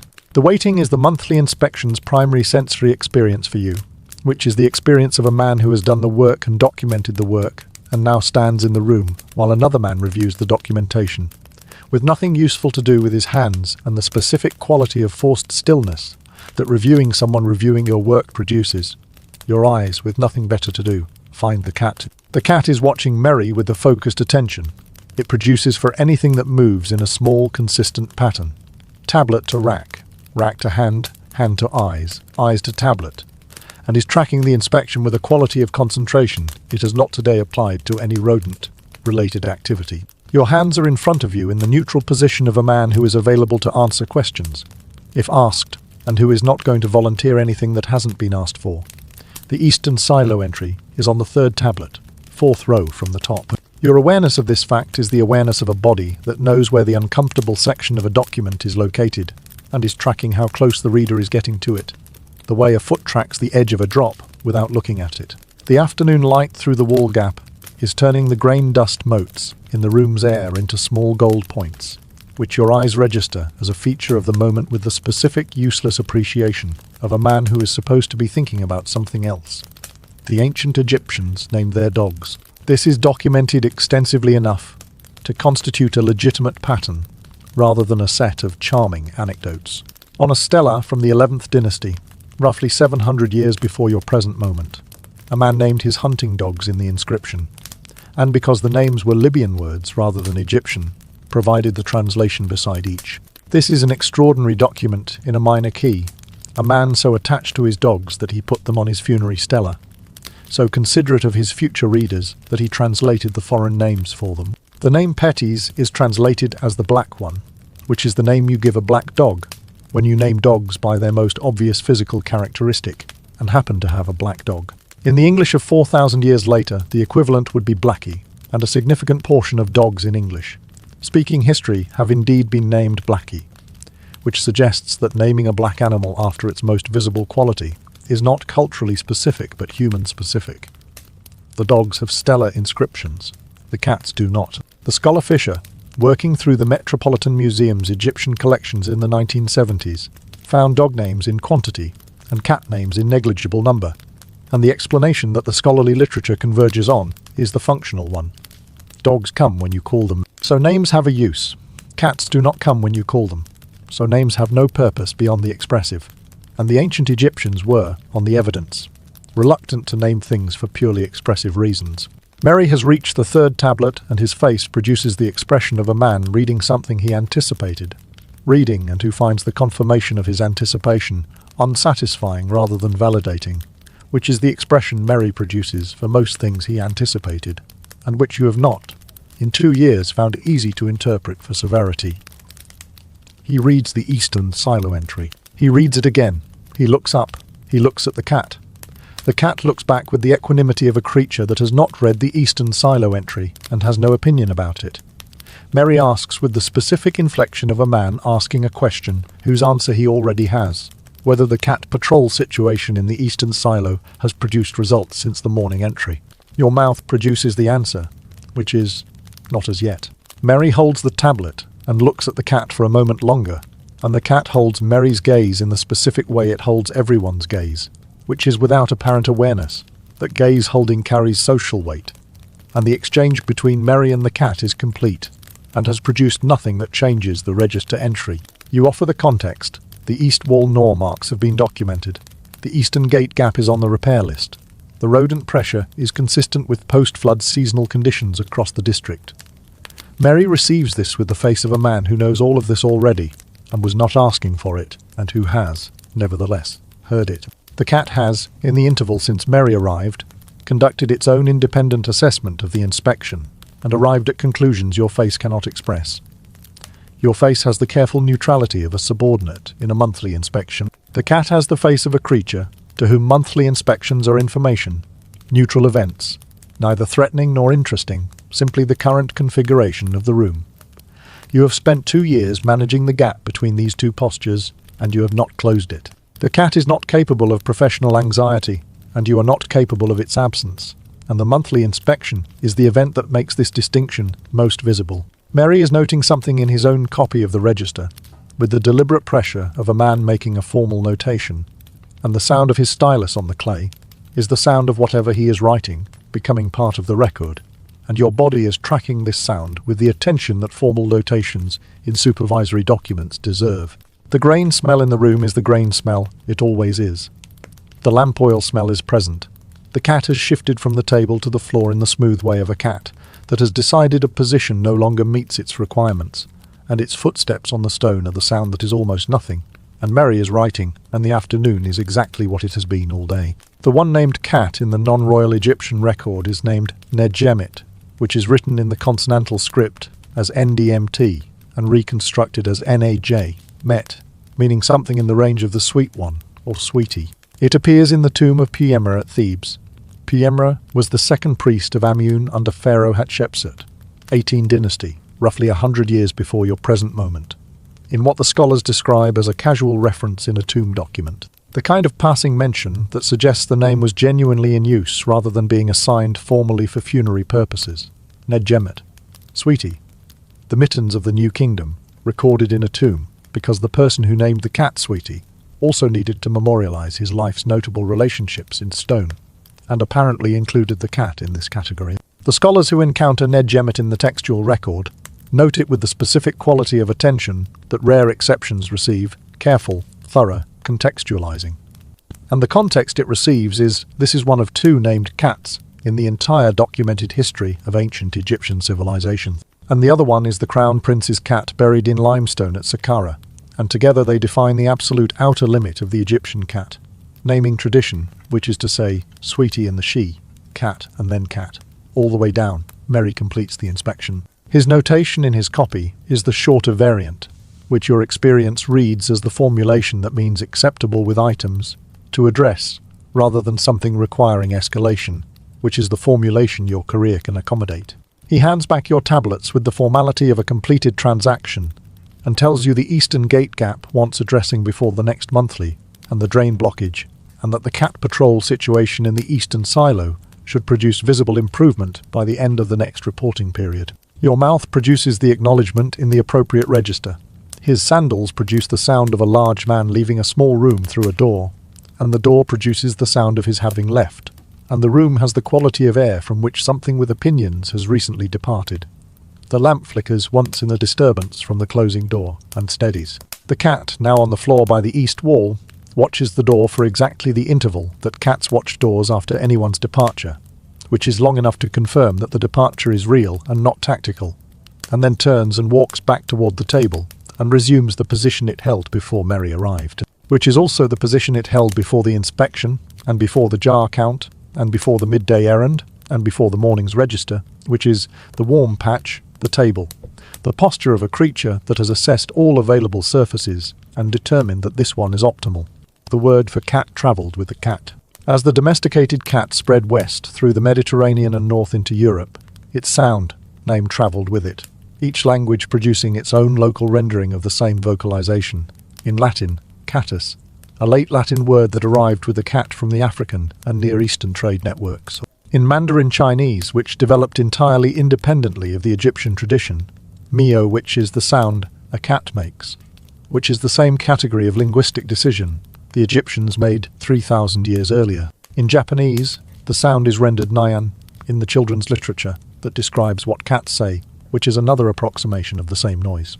The scholars who have studied this pattern note that it cannot be explained by cultural transmission.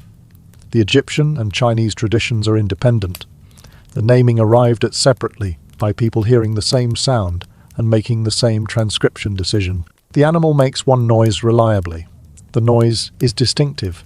The noise becomes the name. Your cat has made this noise twice today, once at the eastern silo entrance and once in the interval between the supervisor's arrival and his departure. And both times the noise was the sound the word is made of, and neither time did it change anything about the rodent situation or the register entry, and the grain is in the jars. And the name of the cat is the sound of the cat. And this will be true in languages your civilization has not invented yet. After the supervisor leaves, you have the annex to yourself and to Kaka, who is on the far side of the room, completing the distribution documentation, and whose stylus on clay sound is the neutral productive sound of the end of the working day, running its course. Your hands are on the count tablets doing the final end of day check, and your eyes, in the interval between one tablet and the next, find the cat in its position on the table. You have been working alongside this animal for 2 years, and have called it cat for 2 years, and it has not responded to this at any point, and you have not expected it to respond at any point, and the situation is completely clear. But there is a moment in the evening hour, after the supervisor's inspection and the Eastern Silo notation and the Eastern Gate commentary, where the question of what you might call it if you were going to call it something presents itself with the mild persistence of a question that has no practical stakes and no practical answer. Just the quality of being a question your mind has enough ambient space to formulate. Nedjemit, you think, in the direction of the cat. The sweet one. The cat does not respond to this. You did not say it aloud. You put the stylus down. The day is what it is. The evening, settling over the administrative annex, has its own smell. The grain smell cooling from its afternoon heat. The lamp oil smell warming as acacia lights. Lamp against the diminishing wall. Gap light. The damp stone smell the floor produces as the temperature drops, and the stone exhales the day's warmth through its surface, which your nose has catalogued as a time marker, as reliable as the supervisor's punctuality. Your sandals produce their final circuit of the annex, as you check the night lamp placement, and the door latch, and the seal on the records room, and every other final check that the end of the administrative day requires. The eastern silo still has its rodent situation. The eastern gate still has its gap.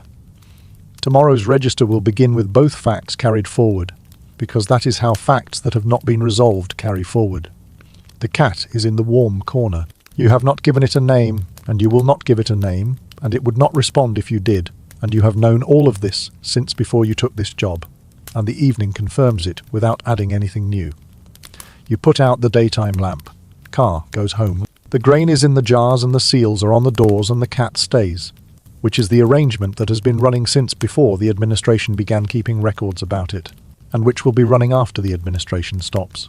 Your mat is on the floor of the administrative annex, and the night lamp is burning at the low setting that your predecessor established, and that you have maintained because changing the lamp setting would be the kind of decision that requires a reason, and you have never had a reason. And the room has the quality of darkness that a low oil lamp in a stone room at the end of a long day produces, which is not full dark, but the dark of a room that has used its light budget for the functional minimum and is not interested in augmenting it. Your body is on the mat in the position your body goes to at the end of a day that has included the seal circuit and the perimeter inspection and the jar count and the monthly inspection, which is, on your back, your shoulder recording the familiar complaint about the mat's thinning left side. Your arms in the configuration they fall into when the day's tasks are complete, and the hands no longer have a function. The grain smell is the grain smell. It always is, which at night has the addition of the slight sharpness that the building takes on when the air stops moving, and the grain's own metabolism produces its small internal chemistry in the sealed jars. The cat is somewhere in the room. You know this because you can hear the near silence of the cat moving somewhere near the eastern wall, which is the sound that is almost nothing, and that you have learned to distinguish from actual nothing, because one of them means the cat is present, and one of them means it is not. Your mind is doing the thing it does after a long day of documentation, which is continuing to document. The register entry for the eastern silo is in your mind in the formal hieratic script.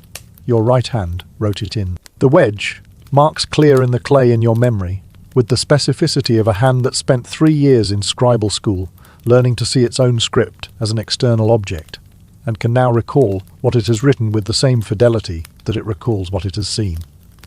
The eastern silo entry has the rodent notation. The rodent notation has the Cat Patrol Review Recommendation. The Cat Patrol Review Recommendation is in the formal language of the district register format, which means it says Cat Patrol in the script that writes cat as the 4 signs your hand learned in the first year of scribal school: milk, jug, reed, quail chick, determinative. Your hand traces the 4 signs on the matte surface without producing them, the motion automatic, the muscle memory of 3 years of scribal practice, accessible to your fingers without your mind's full engagement.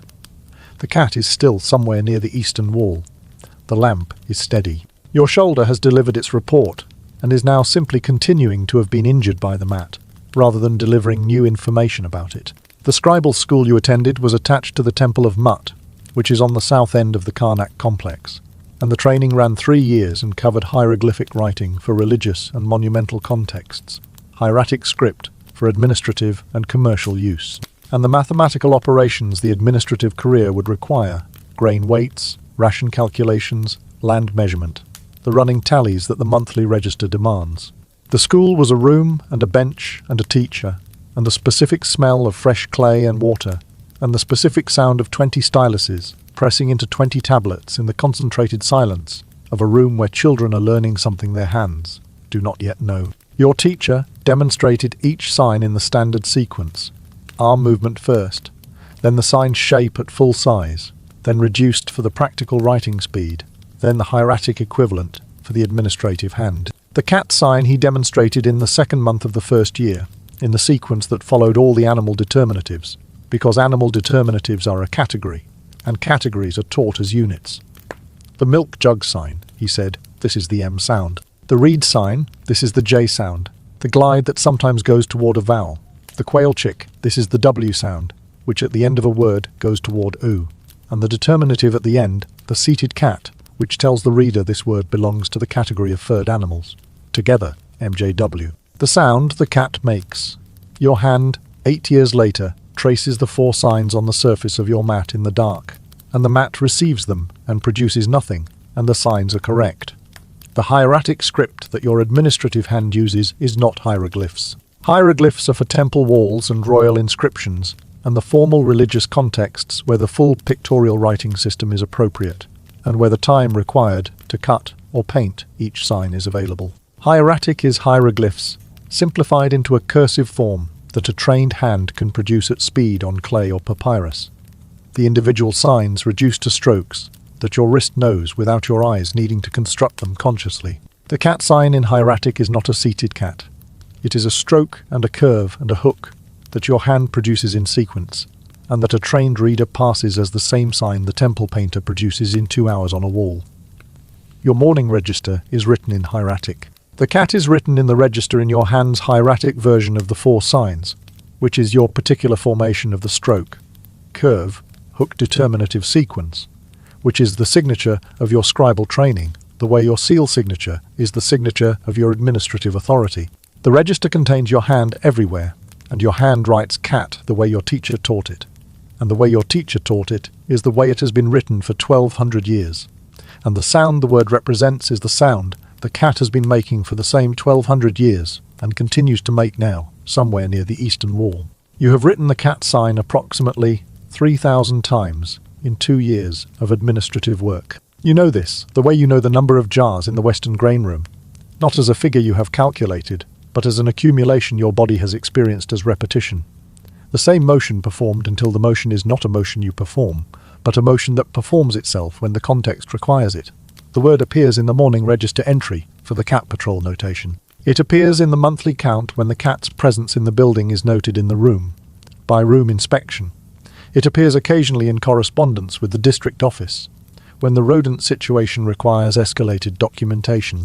Each time, your right hand produces the 4 signs in the hieratic form, and the clay takes the impression, and the word becomes part of the administrative record.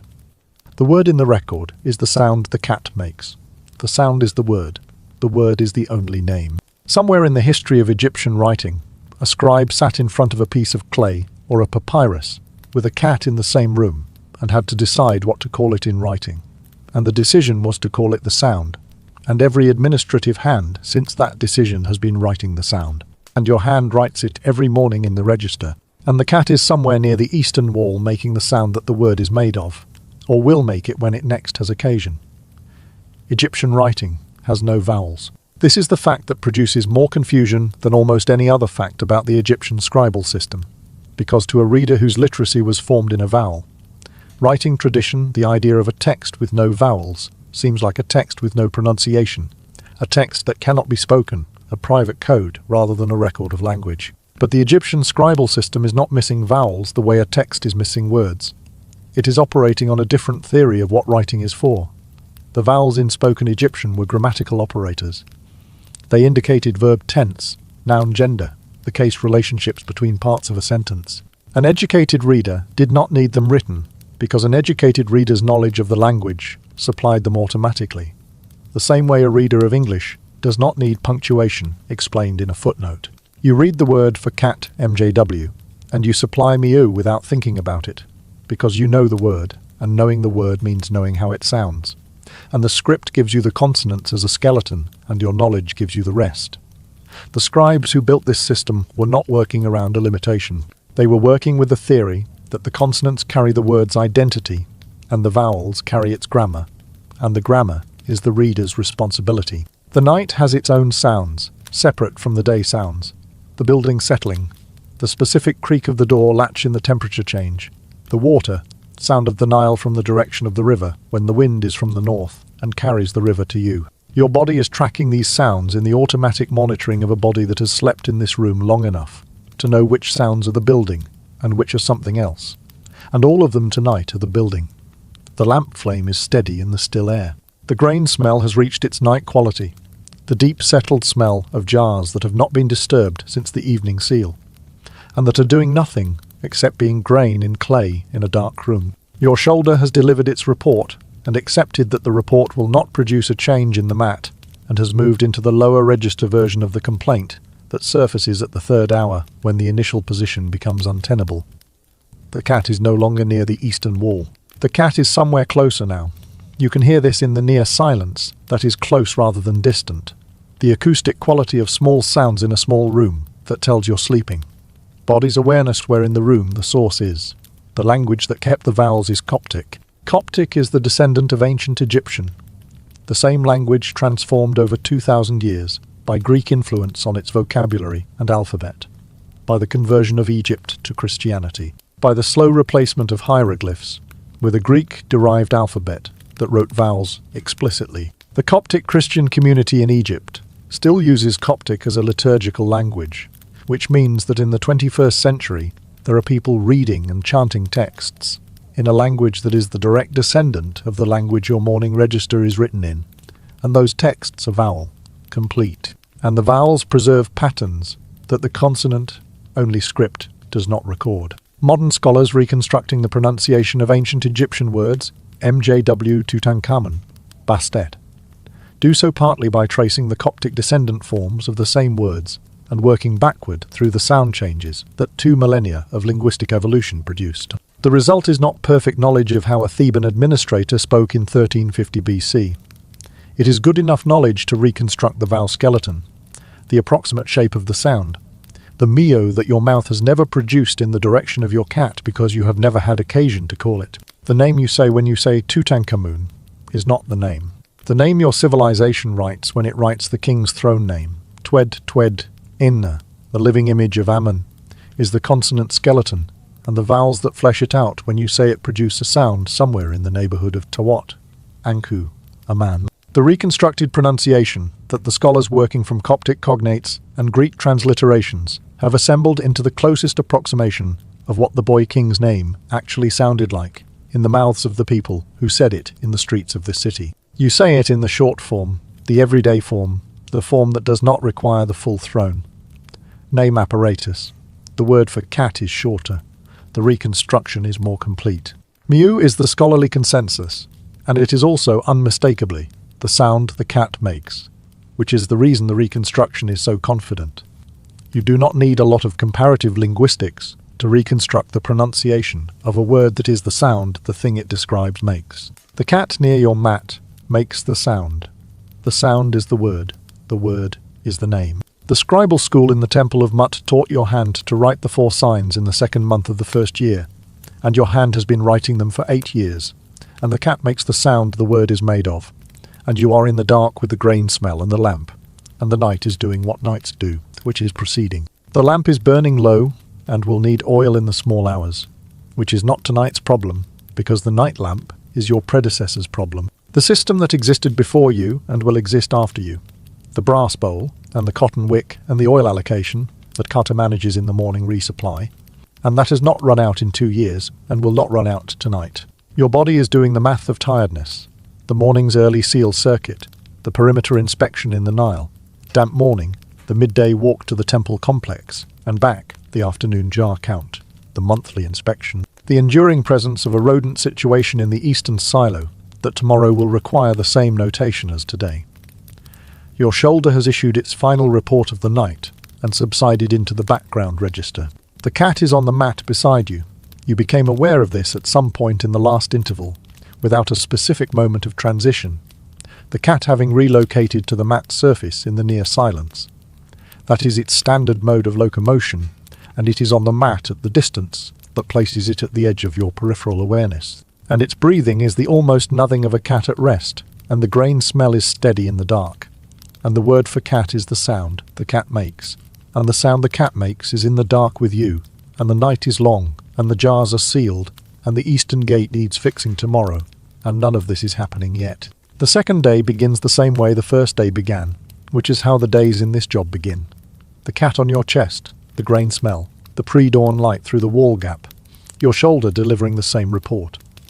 It delivered yesterday morning with the patience of something that has decided repetition is the correct rhetorical strategy. The cat has relocated from somewhere on the mat to your chest, at some point in the 2nd half of the night, which is the point at which it always relocates to your chest, which is the point at which the stone floor has reached the temperature at which a mat provides insufficient insulation, and your body provides sufficient warmth. And the cat's reasoning about this is completely audible in the arithmetic of its body weight on your sternum. Your right hand comes up automatically, and the cat declines the relocation suggestion automatically. And your wrist finds the floor and your back delivers its report, and you accept the communications from both and sit up. And the cat redistributes to your thigh in the smooth, practiced motion of a cat that has done this particular maneuver enough times to have it completely memorized. The wall gap shows the pre-dawn grey. The lamp has burned low but not out. The seal circuit waits. The eastern silo still has its rodent situation. The 2nd day is the 1st day with the numbers already established.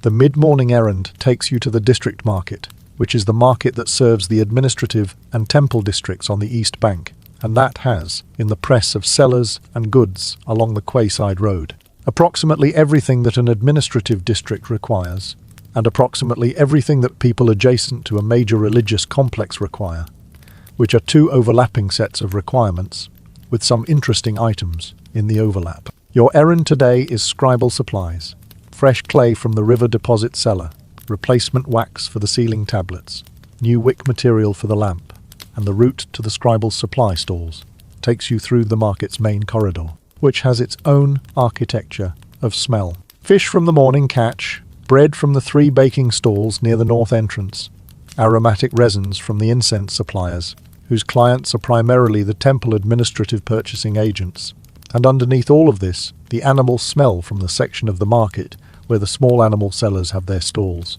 which is the smell of birds in cages and animals in cages, and the specific warm organic density of many small warm-bodied things in a small space. Your feet know the route. Your nose begins its assessment of the day's information before your eyes have sorted the crowd. The cat as votive offering was not a rare occurrence or an exceptional practice. It was an industry. The logic was theologically straightforward. You needed Bastate's favour. You needed her help with fertility, childbirth, the protection of your household, the health of your children, the outcome of a difficult situation. You went to the temple. You purchased a mummified cat. You dedicated it to the goddess. The goddess received the offering. The offering was a cat in her honour, a cat returning to her, a cat that had been sacred in life and was sacred in death, and whose death was in service of the divine relationship between the worshipper and the goddess. The theology is internally coherent. The practice is the practice of a civilization that had been doing this long enough for the infrastructure to scale to meet demand. And the demand across the hundreds of thousands of pilgrims who visited Bastate's temples annually was substantial, and the infrastructure scaled accordingly. By the peak of the practice, the cat mummification industry was producing sacred objects in quantities that required the supply, a parallel industry, the breeding and raising of cats specifically for mummification, not working cats, not grain store cats. Cats bred for the sacred offering market, raised in dedicated facilities, killed at the appropriate age, processed by professional embalmers, wrapped in linen, sometimes caged in bronze cat form containers, and sold at temple market stalls to pilgrims who needed the goddess's favour and were prepared to pay for an appropriate intermediary. The small animal section of the market is 3 stalls wide and smells like all the small animals in it, and the seller whose stall you pass has the specific inventory of a supplier to the votive market: birds in cages, ibis and hoopoe, and the small songbirds that the temple offerings required. And beside the bird cages, the cat cages. Your eyes find them because your eyes have been calibrated for cats in grain, adjacent environments, and the recalibration to cats.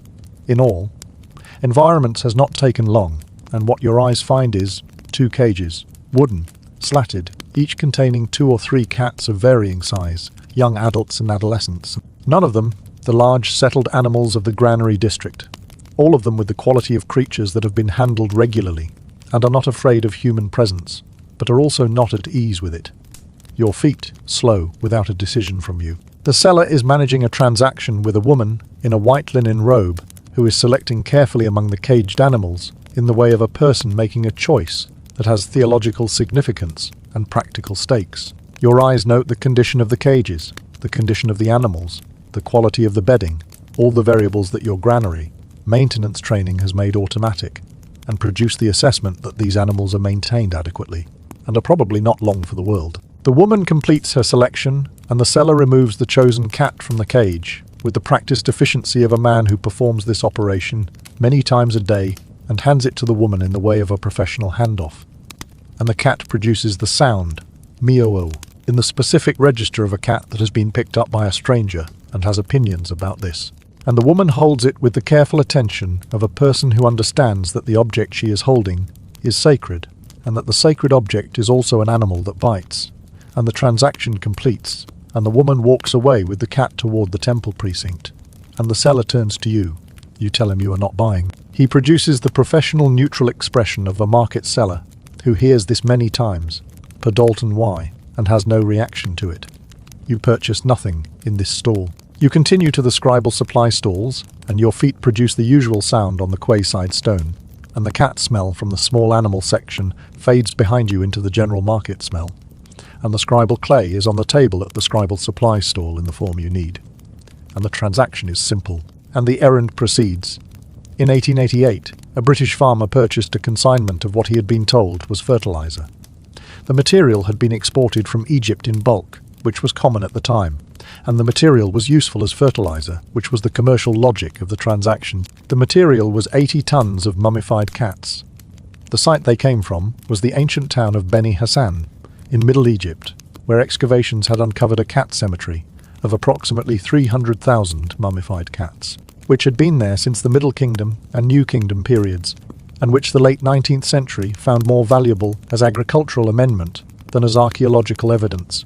Subsequent excavations at sites across Egypt found cat mummification cemeteries in comparable numbers at Bubastis, at Saqqara, at Thebes, at the Delta sites. The total count across all sites is not precisely calculable, but the archaeologists who have studied the phenomenon describe it as industrial in scale. Millions of cats mummified and dedicated over the span of roughly 1,000 years. The CT scans conducted on surviving cat mummies in the 20th and 21st centuries found that a significant proportion of the cats died from the same cause: a sharp twist of the cervical vertebrae, a break at the neck. The quickest method available for ending the life of a small, warm-bodied animal in a high-throughput processing context. The cats were bred for this. The cats were killed for this. The cats were sacred. The distance between the cat mummification stall at the market and the cat mummification prohibition in the legal custom is the specific distance that runs between institutional theology and lived practice in a civilization old enough to have developed both simultaneously without resolving the contradiction. Diodorus Siculus, the Greek historian who watched a Roman soldier beaten to death for accidentally killing a cat, is describing the same civilization that produced the Beni Hassan cemetery. The Roman soldier was not a participant in the votive offering system. He killed a cat in the wrong context, which is to say, outside the theological frame that authorized killing cats, without the ritual structure that converted a cat's death into a sacred offering, without the economic transaction that made the cat an intended votive rather than an accidentally dead cat in a Roman citizen's path. The frame mattered more than the act. Within the frame, 300,000 cats at Beni Hassan. Outside the frame, a Roman citizen beaten to death in the street. The theology is not inconsistent. The theology is very consistent. The consistency is just not the kind that is immediately visible from outside the system, which is also true of most theological systems, which is not a point that the crowds beating the Roman were in a position to find interesting. Your clay and your wick material and your replacement wax are under your arm, and your feet are on the market road back toward the granary complex. And the second errand of the morning is behind you, and the first errand's implications are in front of you, which is the seal circuit and the eastern silo and the eastern gate repair that you have promised Mary by the next monthly, and that has not yet been scheduled. The market sound diminishes behind you as you move away from the quay and into the administrative district streets, and the incense smell of the temple complex rises ahead in the standard way it rises when you are walking toward it, which is gradually until it is simply the smell of the air in this part of the city. Your granary cat is somewhere in the annex. You know this because the annex cat has been in the annex every morning. You have arrived, and every morning you have returned from an errand, without fail. For 2 years, which is a consistency of location that the cat mummification market has never asked of your cat, because your cat is not a market cat. Your cat is the category of cat that exists in neither the sacred and killed column nor the royal and sarcophagast column. Your cat is in the unnamed administrative middle, the category for which the register has no entry, the working animal whose value is expressed as the absence of a shortfall. The seal circuit on the second morning produces the same results as the seal circuit on the first morning, which is sealed intact, no breach, with the eastern silo's rodent notation carried forward from yesterday as an open observation. Your left hand runs along the wall course, and your right hand holds the noting tablet, and your feet produce the inspection step, and pause on the stone, and the cat is behind you on the circuit, in the position it was in yesterday, and the position it was in the day before, and every day of the circuit for 2 years. The eastern gate gap is on the noting tablet for the second consecutive day. Somewhere in the sequence of days between now and the next monthly inspection, the gap will be addressed. The materials ordered through the maintenance requisition, the mud brick worker assigned, the repair completed, the repair noted in the register, and then it will not be on the noting tablet anymore. And the absence of the notation will be the record of the repair. You seal the eastern silo door, and the clay takes your impression, and the morning's inspection is documented, and the noting tablet has 4 entries, and the cat is on the south wall watching the hoopoe bird, which is in its standard position on the south wall at this hour. And the morning is the morning again, which is the only thing the morning is ever going to be. Back in the annex, the morning register is open, and your left hand holds the tablet, and your right hand works the hieratic stylus in the standard motion, and the cat is on the table, in the warm patch, in the standard configuration. Your mind has the market visit still in it, the cages, the animals, the practice transaction, The woman walking toward the temple, with a cat that was going to be wrapped in linen and offered to the goddess. The same sound the cat made in the woman's arms that your cat makes twice a day in the annex. The same sound the word is made of. Your cat is not going to be wrapped in linen. Your cat is going to be on this table tomorrow morning in the warm patch in the standard configuration, and the morning after that, and the morning after that, until it is not, which is the way of cats and of grain store administrators, and of the mornings they share in the annex on the east bank of the Nile. The register entry for the day proceeds. Your hand writes the cat's presence in the eastern silo in the way it always writes it. The cat does not look at you. You do not look at the cat. The grain is in the jars. The morning has its full shape ahead of it, and the cat is in it, and the eastern gate still needs fixing. The route to the district scribal archive takes you along the main East Bank Road for 5 minutes, and then left through the residential quarter that runs between the road and the administrative precinct wall, and the residential quarter has its own smell. Bread, cooking oil. The damp clay of house walls still hold. In moisture from yesterday's water use, the animal smell of the donkeys tethered at the corner of the second cross street, and its own sound, which at mid-morning is the sound of a district doing its daily business. Women at the well, a carpenter working somewhere on the upper level of a house, the sound of children, the sound of carts on the roadstone. Your feet know this route because this route is the way to the archive, and the archive is where the monthly precedent records live, and the monthly precedent records are relevant to your Eastern silo notation. And you are going to the archive to confirm that last year's post. Flood rodent activity produced a comparable escalation in the register before you write this month's escalation in language that could be read as anomalous. This is the kind of errand that is not on any official schedule, and that your body does not produce enthusiasm for, but that your career produces a clear opinion about, and your career's opinion is the one your feet are following. The crowd is at the intersection of the residential quarter road and the canal road, which is an intersection you pass through on this route, and have passed through on this route, perhaps 40 times, without it containing a crowd. And today it contains a crowd, which your body registers from approximately 30 meters away through the specific density of compressed human sound that a crowd produces, not the distributed ambient sound of a busy street, but the focused sound of many people attending to the same thing. The sound that in your experience means something worth attending to has recently occurred. Your feet slow. Your eyes find the shape of the crowd, roughly circular, roughly 50 people, gathered around a point in the intersection that your eyes cannot yet reach, with the quality of attention that crowds have when the event they are attending is not yet resolved. The people on the outer edge of the crowd are on their toes. The people in the inner ring are not moving. The specific emotional frequency of the crowd's sound, not festive, not panicked, the sustained low register of collective anger processing itself, lands on your body before your mind has words for it, and your feet make the decision that your mind is still forming, which is to stop where you are and assess before proceeding. Egyptian law regarding cats was not simple to apply because the thing that required applying was not primarily law. The Egyptians had laws. They had a legal system, magistrates, formal proceedings, written records, standard penalties. The legal system processed property disputes and theft and assault and murder with the procedural machinery that any sophisticated civilization develops when it gets large enough that informal dispute resolution stops scaling. What the legal system had not been required to do in any systematic way was process the killing of a cat, because in the experience of the people who built the legal system, the killing of a cat in the context of Thebes in 1350 BC was not an event that required legal processing. It was an event that required social processing, which was faster, more immediate, and not subject to appeal.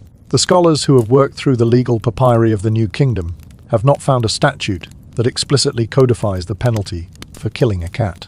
What they have found is the absence of cat killing cases in the legal record, which could mean that cat killing was so rare that it never came to formal prosecution, or could mean that the formal proceedings rarely had time to begin before the street processed the situation by other means, which is consistent with the accounts that have survived. Someone known at the outer edge of the crowd is willing to tell you what happened. The account is brief and has the compressed quality of information that has already been processed through several tellings. A foreign man, origin uncertain from your informant's account, but possibly Libyan or Aegean, was moving through the intersection with a cart, and the cart's wheel found a cat that was crossing the road. And the cat is dead, and the man is in the center of the crowd. Your informant delivers this summary with the matter. of fact completeness of a person who has accepted the event's emotional logic and has no remaining ambiguity about it. Your eyes look toward the center of the crowd. Your body reads the sound of the crowd and produces a response that is not quite the administrative neutrality you would prefer to be feeling right now, and that has a component of the crowd's emotional register in it. Because your body is not outside the crowd's logic, simply because your mind has found the legal analysis angle. Your hands, which have been holding the scribal archive errand in the background of your awareness, are now just hands without a current task. The man at the center of the crowd is visible from where you are at the outer edge, now that the crowd has shifted slightly to accommodate late arrivals. He is in the posture of a man who has assessed his situation and has concluded, correctly, that stillness is the best available strategy. His face has the expression of a man who does not speak Egyptian well enough to engage with the crowd's verbal content, and is relying entirely on his reading of the crowd's physical content, which is not an ambiguous text. He has his hands visible, which is the correct posture for the moment. The cart is behind him, the wheel still at the position it stopped. The cat is on the road in the position where the wheel stopped. The crowd is at the distance that crowds maintain when they are still in the processing interval, the interval between the event and the response, which can close quickly in one direction, or not close at all in another direction. And nothing about the crowd's current configuration tells you definitively which direction this is going. Your feet are where they are. Your errand is not where you are. Your scribal archive precedent records are not where you are. The morning has, in the way that mornings occasionally do, declined to proceed in the order you scheduled it. Diodorus Siculus was a Greek historian who travelled in Egypt in the 1st century BC, roughly 1300 years after your present moment, and who witnessed in Alexandria an incident that he recorded in his history with the careful precision of a man who understood he was describing something that would require explanation to his Greek audience. A Roman soldier, part of an embassy, an ally of Egypt, a citizen of the most powerful state in the Mediterranean world, accidentally killed a cat. The crowd killed him. Diodorus was there. He records that the Egyptian officials attempted to intervene, that the Roman embassy attempted to intervene, that both interventions failed not because the crowd was unaware of the consequences, but because the crowd did not find the consequences relevant to the immediate situation. The cat was dead. The Roman was responsible. The crowd's mathematics were complete. Diodorus's account is one of the most cited passages in discussions of Egyptian cat veneration, precisely because it has the authority of personal witness, because it involves a party whose diplomatic status makes the outcome impossible to misread as culturally appropriate, given the circumstances, and because Diodorus does not sensationalize it. He records it with the quality of a man reporting a thing that happened, that everyone present understood, and that he is reporting because his readers will not understand it without the documentation. The magistrate arrives. You can see him from the outer edge of the crowd, the administrative staff, the formal posture, the tablet. He speaks to the crowd in the carrying voice of a man accustomed to speaking to crowds, and to crowds that are in this particular emotional configuration. Your body, at the outer edge, produces the automatic deference to official presence that your administrative training has installed in it. The slight straightening, the attention, the face of a person who is an official in a related department and is watching a colleague manage a difficult situation. The crowd's sound changes with the magistrate's arrival. Not resolved, not satisfied, but modulated. The formal legal presence inserting itself between the crowd's emotional arithmetic and its physical outcome. The man at the center of the crowd has, with the magistrate's arrival, visibly recalculated his odds and produced a response that is still stillness, but is a different quality of stillness. The stillness of a man who has found something to hold on to in the immediate landscape. Your eyes track the proceedings. Your scribal archive errand is still behind you, still requiring completion, still recording the date of this delay in the way that all delays record themselves in the gap between when a task should have been completed and when it actually was. The formal legal prohibition on killing cats in Egypt, the question of whether there was one, and if so when it was codified, is a matter of ongoing scholarly discussion, which is a phrase that means historians disagree and have evidence for disagreeing. Some scholars read the Diodorus account and the broader pattern of cat protection customs as evidence that the formal legal prohibition existed by the late period, roughly the 7th through 4th centuries BC, codified into the statutory system. Other scholars read the same evidence as indicating that the protective custom ran significantly ahead of the formal statute, that the crowd's reaction was not a response to law, but a response to something with more authority than law, which is the consensus of a civilization that has been living with a sacred animal for 1500 years and does not require a statute to tell it what the correct response to that animal's death is. The man in the intersection has not been told which scholarly position is correct. The crowd in the intersection has not been told either. Neither party finds this uncertainty operationally significant to the current moment. The formal proceedings will proceed. The outcome will be the outcome. The cat is still on the road. Your feet carry you out of the crowd and back toward the administrative district road. The crowd's sound diminishes behind you, still in the processing interval. The magistrate's voice audible for a moment, and then lost in the general city sound as you round the corner, and the intersection is behind you, and the scribal archive is ahead of you, and the morning errand is still the morning errand, unchanged by the interval spent watching it. Your body has the specific residue that proximity to a crowd in that emotional register leaves. Not fear, not the exact anxiety, but the low-frequency alertness that a body carries after being close to something that could have resolved in more than one direction and did not yet resolve in front of you. The scribal archive is where you are going. The Eastern Silo rodent precedent is what you are looking for. The monthly register is what you need to document. Your feet find the archive route, and your administrative mind finds the administrative errand, and the morning resumes its structure, and the crowd is behind you, and the cat is behind you, and the man from somewhere who does not know enough to know what he did wrong is in the magistrate's keeping. And none of this is your errand or your register or your morning. The administrative annex has the mid-morning smell when you return. The grain smell in its warmed state, the lamp oil smell, the slight clay dust of a room where the tablet work has been running, and the cat is on the table in the warm patch, and Kie is at his station, and the register is where you left it. Your hands put the precedent tablets on the table alongside the register, and your eyes do the comparison work, your errand required, and the comparison work confirms that last year's post-flood rodent escalation was comparable to this year's escalation, and that the language in last year's register handled it in a way that the district auditors found adequate, and your right hand works the stylus in the direction of this year's equivalent entry. The crowd is not in this room. The intersection is not in this room. The man at the center of the crowd is wherever the magistrate's proceedings have taken him, and the cat on the road is wherever the road crew will eventually move it, and your cat is on the table, and has a name that is the sound it makes, and has been on the table for 2 years and is going to be on the table tomorrow. Your stylus makes the notation in the register. The register has no entry for what happened at the intersection. The intersection is not within the register's jurisdiction. Your cat is in the register as a cat patrol notation, and the notation is the only form in which it exists in the administrative record. And the record is your morning, and the morning is the grain smell, and the cat is in it. Your shoulder has been delivering its report with the consistency of a scribe who has been told to file the same form every morning, and has found a professional dignity in the repetition. And your body has been accepting the form with the resignation of an administrator who knows the form is correct and cannot dispute the filing. 2 years of this mat and this floor and this sleeping arrangement have produced the specific bilateral relationship between your left shoulder and the thin part of the mat that has now accumulated enough mornings of documentation that ignoring it is no longer a policy. It is just the policy you have been following, because the alternative policy requires an errand you have been postponing. The physician's quarter is on the way to the northern granary for the afternoon coordination meeting, which you have this afternoon, which means the errand can be inserted into the day's sequence without requiring its own trip, which is the form that postponed errands take when they finally get done. Not a dedicated journey, but a logistical opportunity that your scheduling mind cannot find a reason to decline.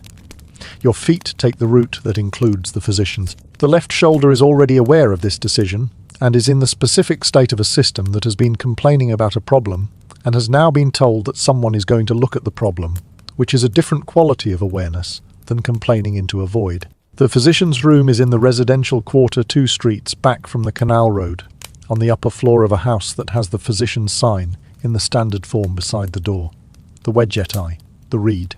The appropriate invocation, and the smell that reaches you at the top of the stairs, is the smell of the pea. Physicians practice cedar oil and castor oil and honey, and the aromatic resins that the medical formulations require, and under these the specific clean smell of linen and the faint copper smell of the surgical instruments that your nose places before your eyes find them. The physician's name is Nebwinif, and he has been in this quarter for 6 years, and your predecessor used him and his predecessor.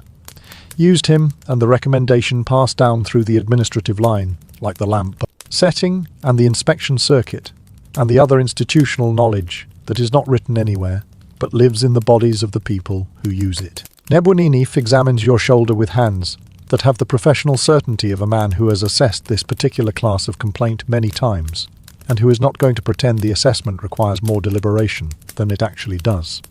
His hands find the sore point. His face produces the expression of a diagnosis.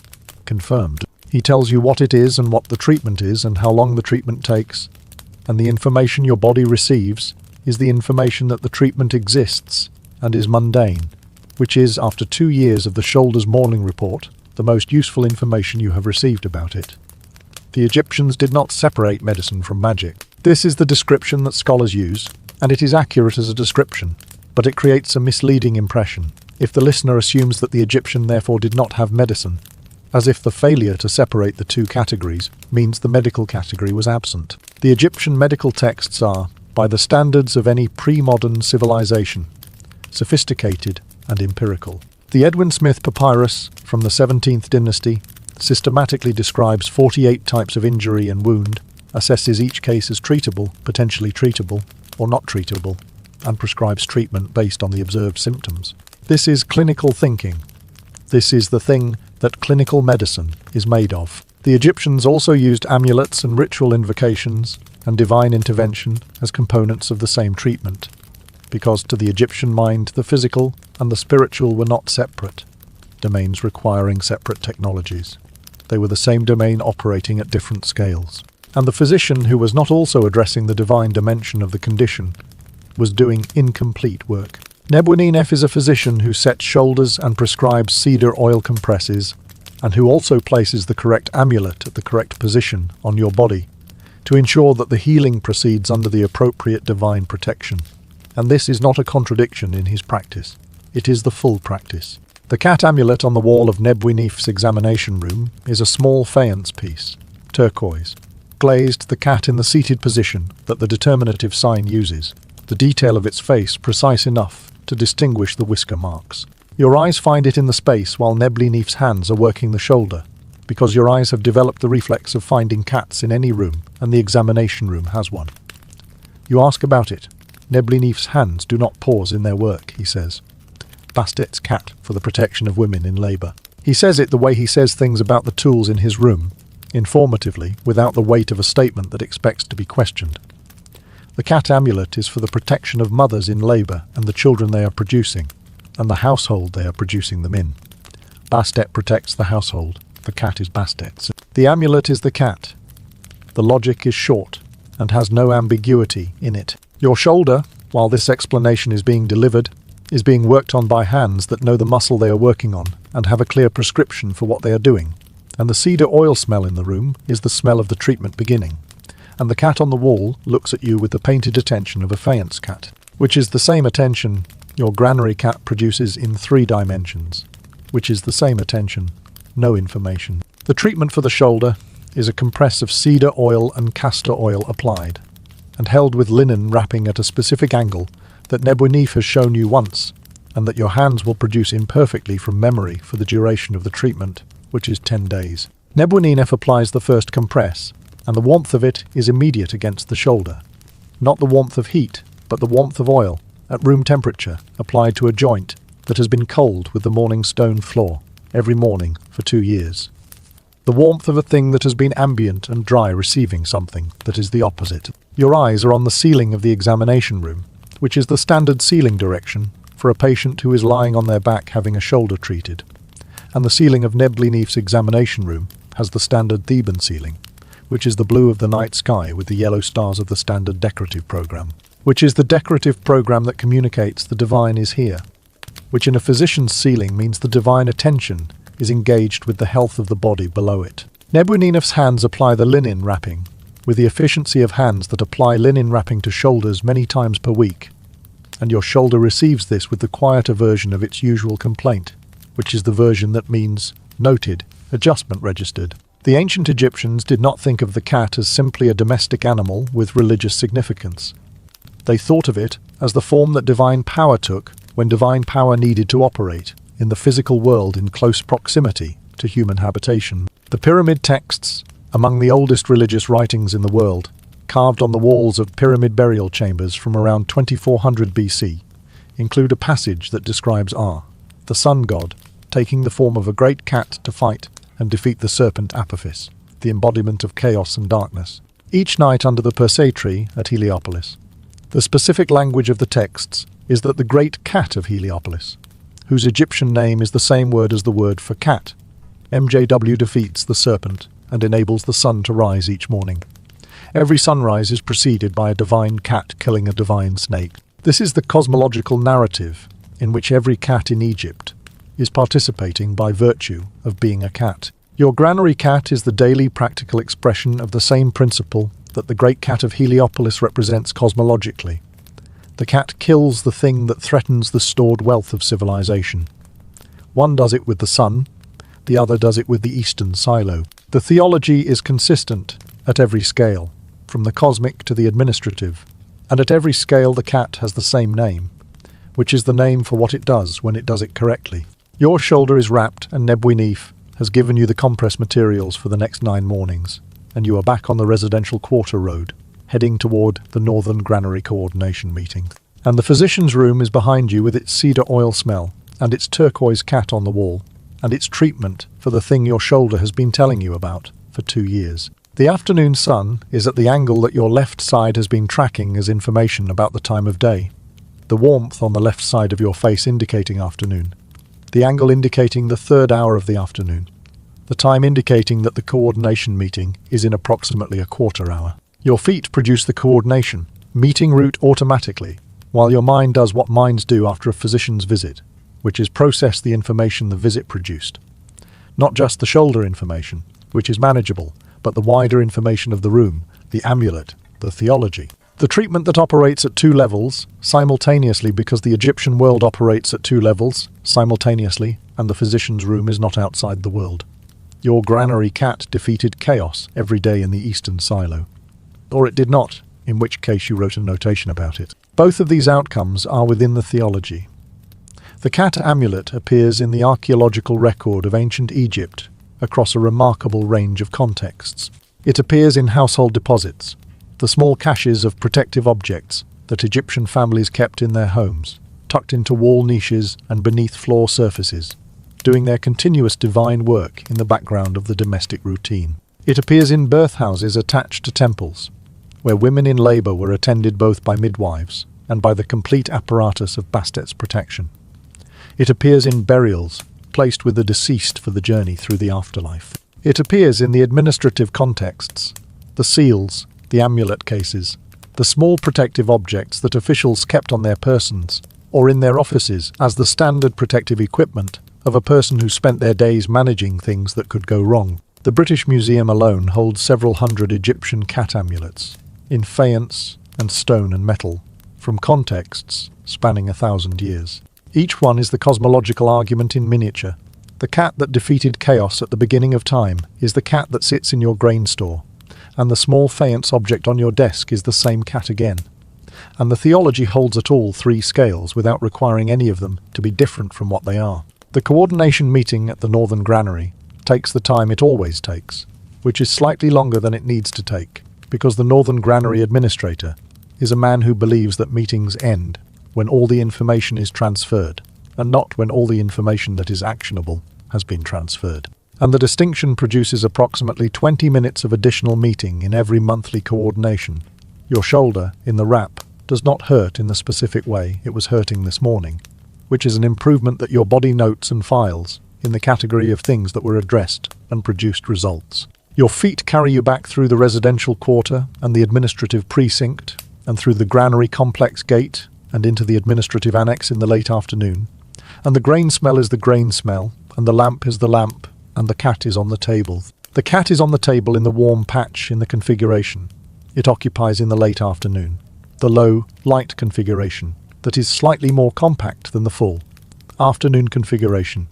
And it looks at you when you come in with the look that it gives you when you come in, which is the look that means you are noted. Your arrival has been registered, The position I am in is the position I intend to be in.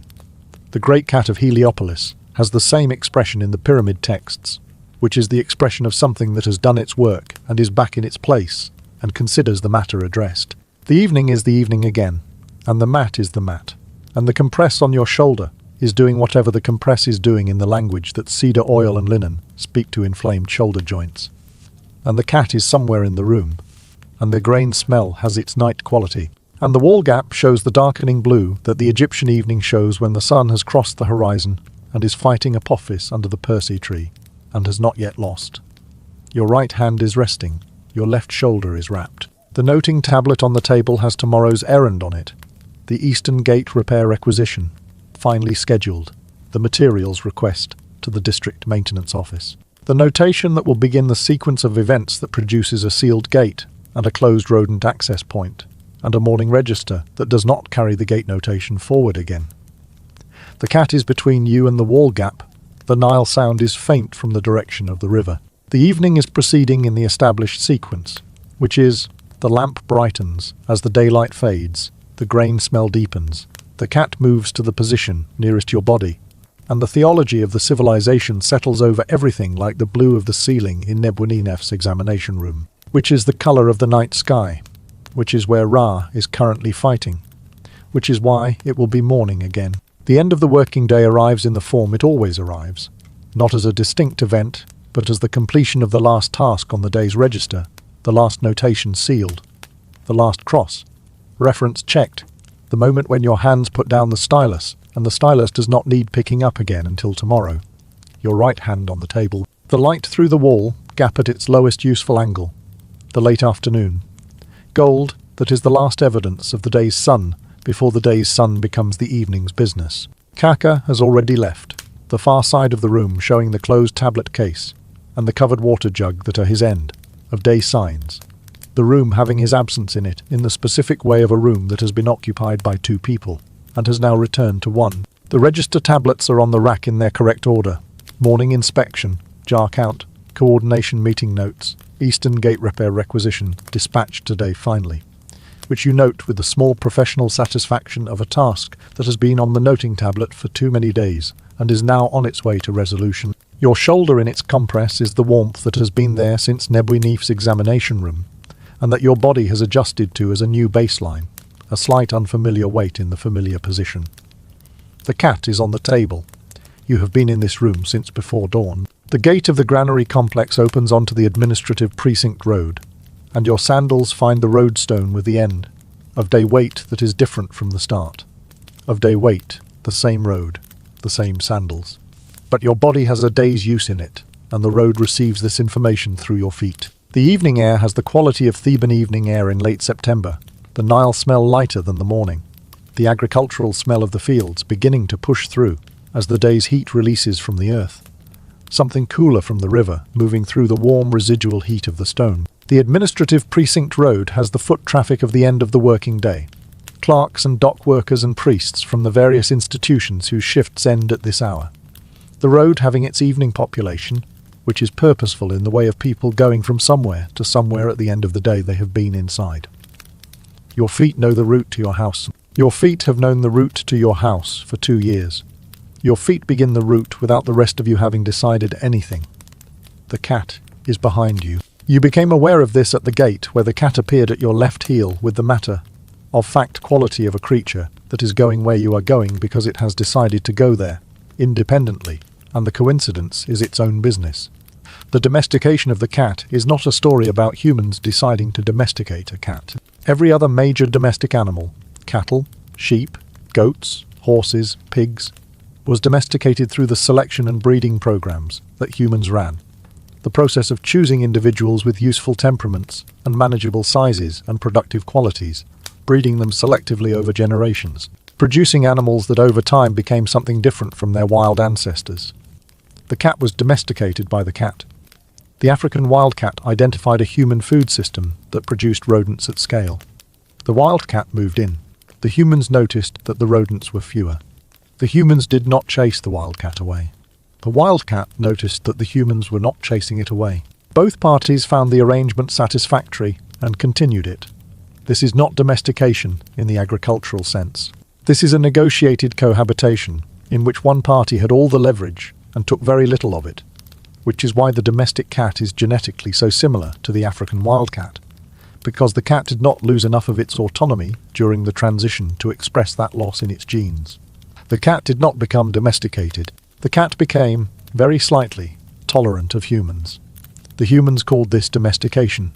The cat has never agreed to this characterization, and the question cannot currently be put to it. The cat follows you at the distance it maintains on the inspection circuit, 2 body lengths, slightly to the left, its footsteps producing the near silence that your ears have learned to track as a separate category from the evening's ambient sound. The people on the road produce sounds, sandals, voices, the cart, 3 streets ahead that your ears registered as a cart and filed as not relevant. The cat produces almost nothing, in the specific and now familiar way that the cat produces almost nothing.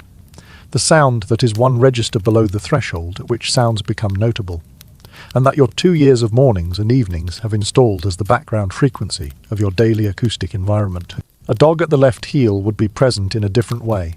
The nails on the stone, the breathing, the specific attentive posture of an animal that is accompanying a person, and knows that it is accompanying a person and is participating in the accompaniment.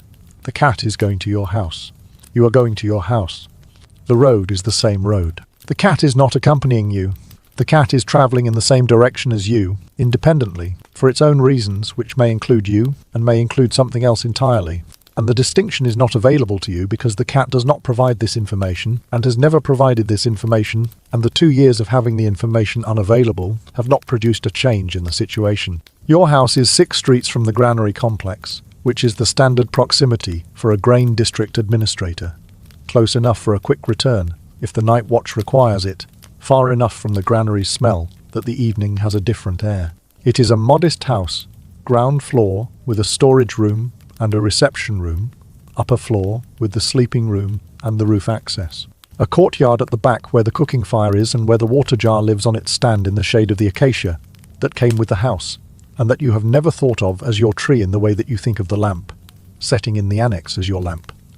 Setting because the tree was there before you and will be there after you, and the tree has no opinion about its occupancy status. The cat enters the house through the door before you have fully opened it, in the practiced motion of a small animal that has been using this entrance long enough to know the width of the gap that constitutes passage. Your house has the smell that your house has at the end of a working day when you have been out of it since before dawn, the residual lamp smell, the faint ash smell of the morning's cooking fire, the clay, and linen smell of a room that has been closed and warm and empty, and underneath all of these your own domestic smell, the accumulated smell of the house you have been living in for 2 years. The cat is not your pet.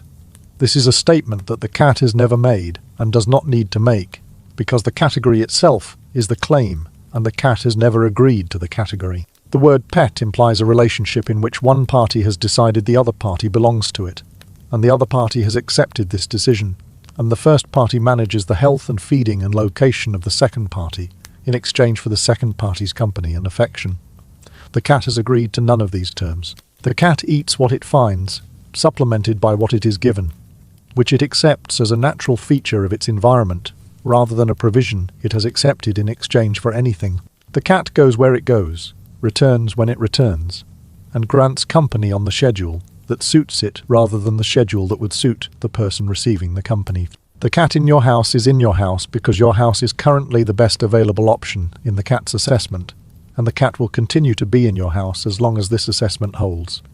And the assessment has held for 2 years, and the term for this ongoing arrangement is not ownership. It is the same arrangement that the African wildcat made with the grain stores of the Nile Valley 4,000 years ago, and that the Egyptian administrators formalized by not formalizing it. And it is the same arrangement happening right now in your reception room, and neither party has signed anything. The evening at home has the texture of the evenings at home that are not the evenings at the administrative annex.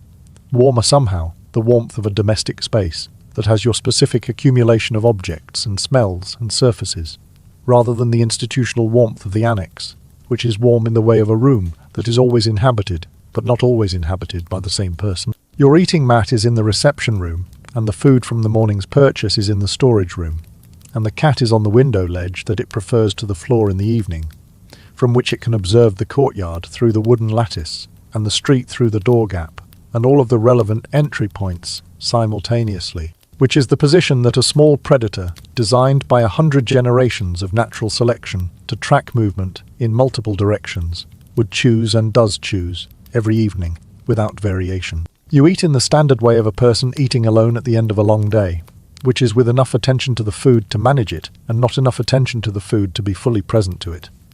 Your mind still on the day's register in the background, way of a mind that has not yet fully unpacked itself from the work. The shoulder compress is doing its thing. The cat is on the window ledge. The courtyard acacia moves in the evening air.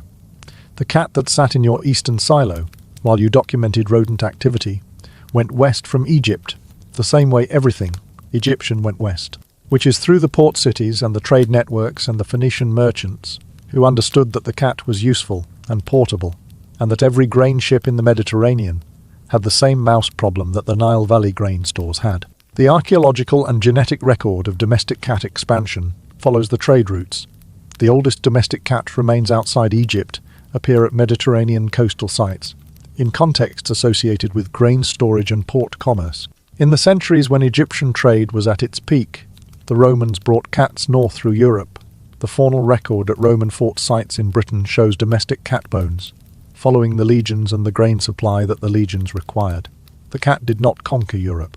The cat followed the grain. Wherever humans stored grain at scale, the mice appeared. Wherever the mice appeared, the cats followed.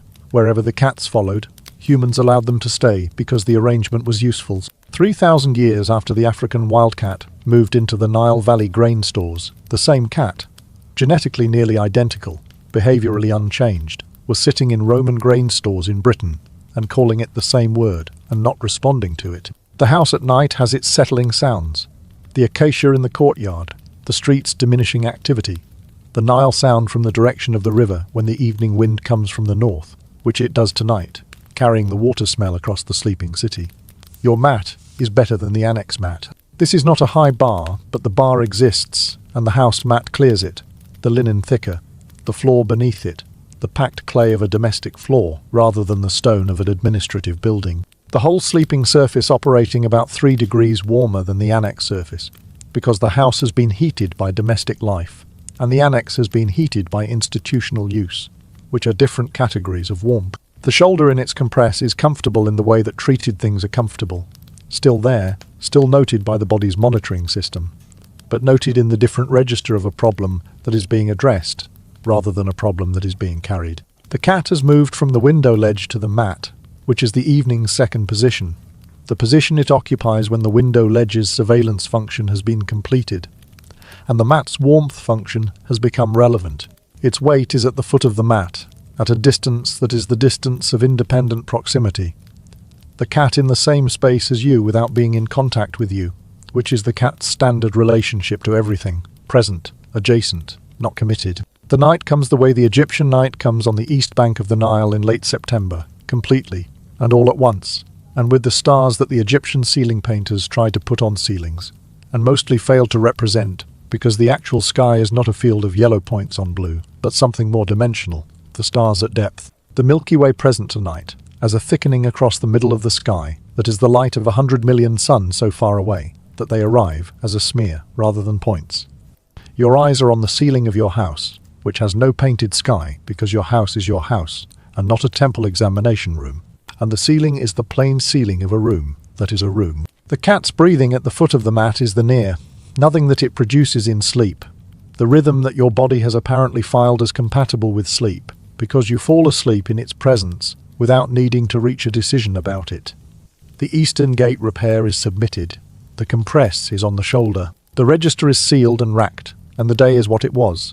And tomorrow the cat will be on your chest before dawn, and the seal circuit will begin, and the eastern silo will have its rodent situation, and you will write it down, and the grain will be in the jars, and the cat will be the cat, and the morning will be the morning, which is what it always is, which is the arrangement continuing, the same as it has been, the same as it will be. The night in Thebes in 1350 BC is the same night in both directions from its centre.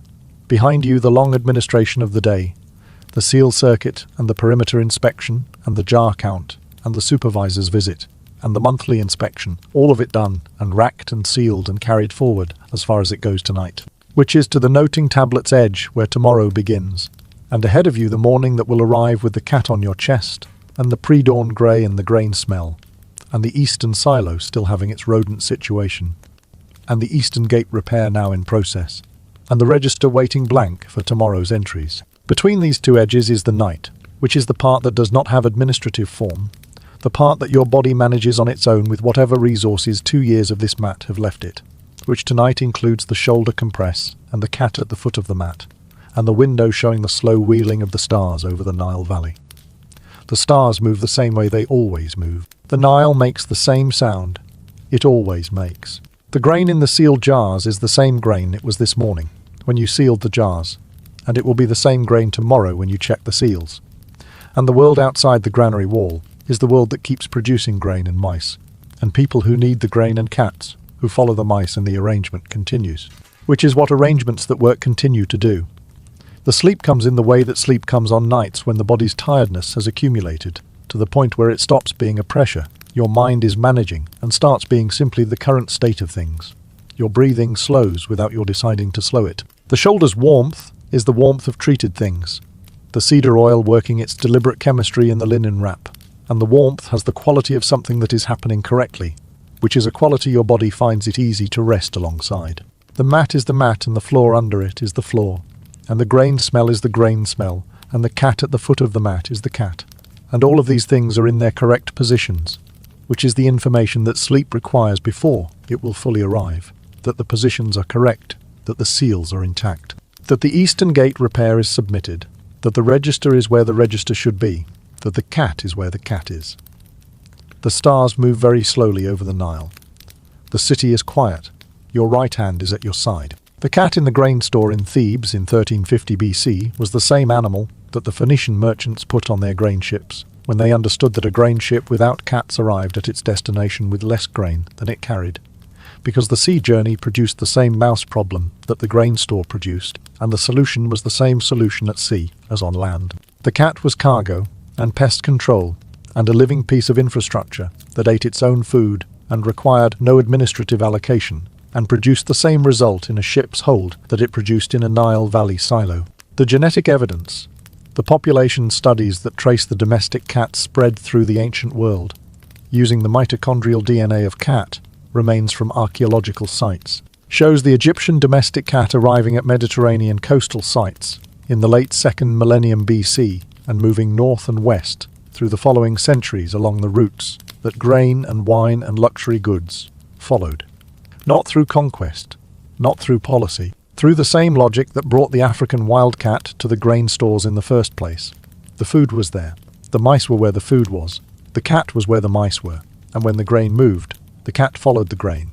The arrangement was the same arrangement at every stop. The mat under you is not the annex mat, or it is the annex mat and it is your bed. And the distinction has dissolved in the way that the boundary between the past and the present dissolves when both are this quiet and this dark, and both have the same weight at the foot of the sleeping surface. The weight is the cat. The weight has always been the cat. Your shoulder is the shoulder that the stone floor of the administrative annex built over the course of the years that were then, and the shoulder is also the shoulder you woke up with this morning, in the room you are in now, in the city this city is now, in the year that is now.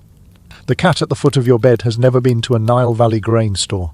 The cat at the foot of your bed is the descendant, in the specific genetic sense, and in the longer cultural sense, of the cat that was at the foot of a grain store administrator's mat in Thebes, in a year that is very far away from this one. And the cat's name is whatever you call it, and the cat does not come when you call it. And neither did the other cat. And this is not a failure of communication. This is the communication. The arrangement has always been this. You provide the space. The cat provides its presence, and neither party is required to make concessions on the name. Your cat is on your bed in the position that cats occupy on beds, the position that is close enough to your warmth to benefit from it and far enough from your movement to not be interrupted by it. The position that represents the cat's ongoing assessment of the optimal warmth to disturbance ratio, which is a calculation the cat performs continuously and adjusts for without appearing to do anything at all. Its breathing is the near, nothing that you have learned to register as a positive presence. The sound that means the cat is in the room, the sound that your body has filed alongside the grain smell and the lamp oil smell as the environmental constants of sleep. The cat's eyes are closed. The cat's weight on the foot of your bed is the weight of a small warm animal that has decided, for reasons of its own, to be in this specific place at this specific time, and the decision will hold until it doesn't. And when it stops, holding the cat will be somewhere else. And none of this is different from the way it has always been, which is the way it will continue to be, which is the way it was in the annex, and the way it is in your bed, and the way it was in the grain stores of the Nile Valley. 4,000 years ago, when the African wildcat made the same assessment your cat makes every night, and came to the same conclusion. The word mew travelled the same routes the cat travelled. In Latin, it became catus, and the sound that the cat made was described as the sound the Latin word was made of, which is the sound the English word is also made of, which is meow. The M is the M. The long vowel in the middle is the middle. The sound at the end that falls away is the end that falls away. Meow. Meow. The distance between these two sounds is 3,000 years of mouths, making the same approximation of the same noise, and arriving at slightly different versions of the same rendering. The way the same melody played by two different people in two different centuries is recognizably the same melody, even if the tempo has drifted. Your cat makes the sound. You have a word for the sound.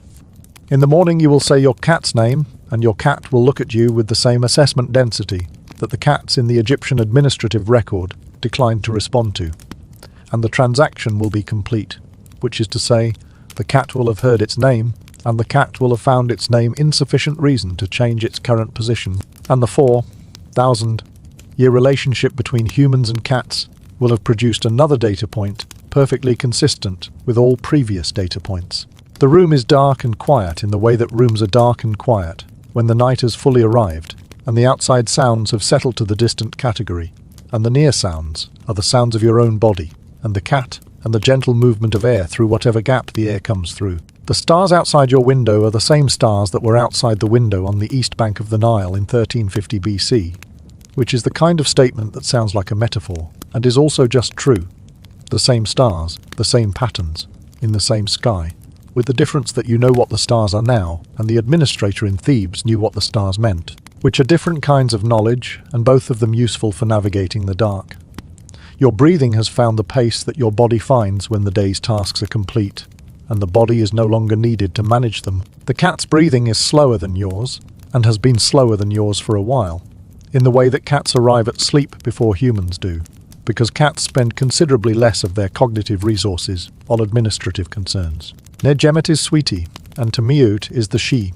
Cat and MJW is Miu, and Mio is meow, and meow is whatever you called your cat when you first called it something, which it did not come to, because this is the same cat, the same arrangement, the same 4,000-year negotiation that is still in the same place it was when it started. The human has a name for the cat, and the cat has a name for nothing, and both parties find this satisfactory, and the grain is in the jars, and the seals are on the doors, and the eastern gate is being repaired, and the morning will come when it comes, and the cat will be on your chest when it comes, which is the only part of the morning that is already determined. The grain store administrator on the east bank of the Nile closed his eyes, the same way you are closing yours. His shoulder was in its compress. His cat was at the foot of his mat. The night around him was the Nile, and the city, and the stars, and the sealed grain, and the cats near, nothing breathing. And the morning was ahead of him in the direction that morning always comes from, and the day's register was complete. Your breathing is the only sound in the room that is louder than the cat's breathing, and your breathing is slowing toward the cat's breathing, and the distance between them is closing in the way that distance is close, when one of them is moving, and the other is already where it is going. The cat does not need to go to sleep. The cat has been where it is going since before you began moving toward it. Your body knows this. Your body has been following the cat's example since before you knew that was what it was doing, which is the correct order. The cat leads and the human follows, and the human calls this choosing to follow, and the cat calls this nothing, because the cat does not call things, and neither do you. Now, because the calling part of the night is done. The grain smell is in the air, at whatever distance the grain smell travels, which is the same distance it has always travelled, which is far enough to reach wherever you are sleeping. The cat is where the cat is. Your eyes are where your eyes are. The night is doing the thing the night does, which is continuing toward the morning when Ra will have defeated Apophis again under the Persea tree, and the sun will rise, and the seal circuit will begin, and the day will take its shape, and somewhere in that shape there will be a cat, and the cat will have no name, and this will be the correct state of things.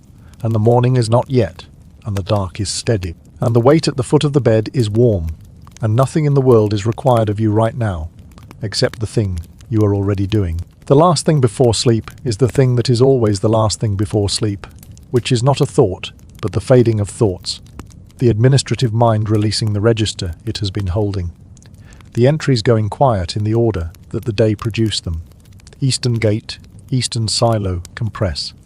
Supervisor's notation, Miu, the woman at the market. The crowd at the intersection, the hoopoe on the south wall, the cat on your chest at dawn, the seal circuit, the grain smell, the grain smell, the grain smell. And then just the grain smell, which is not the grain smell anymore, because there is no grain. There is only the smell that your sleeping mind has decided to keep as the last sensation before the sensations stop. And the smell is warm and dry and faintly sweet. And it is the smell of the stored thing, the sealed thing, the thing that has been there since before you arrived, and will be there after you leave. And the cat is in it, and you are in it, and the night is in it, and the Nile is in it. And the distance between then and now is in it, and none of it is very far, and all of it is very quiet, and you are asleep.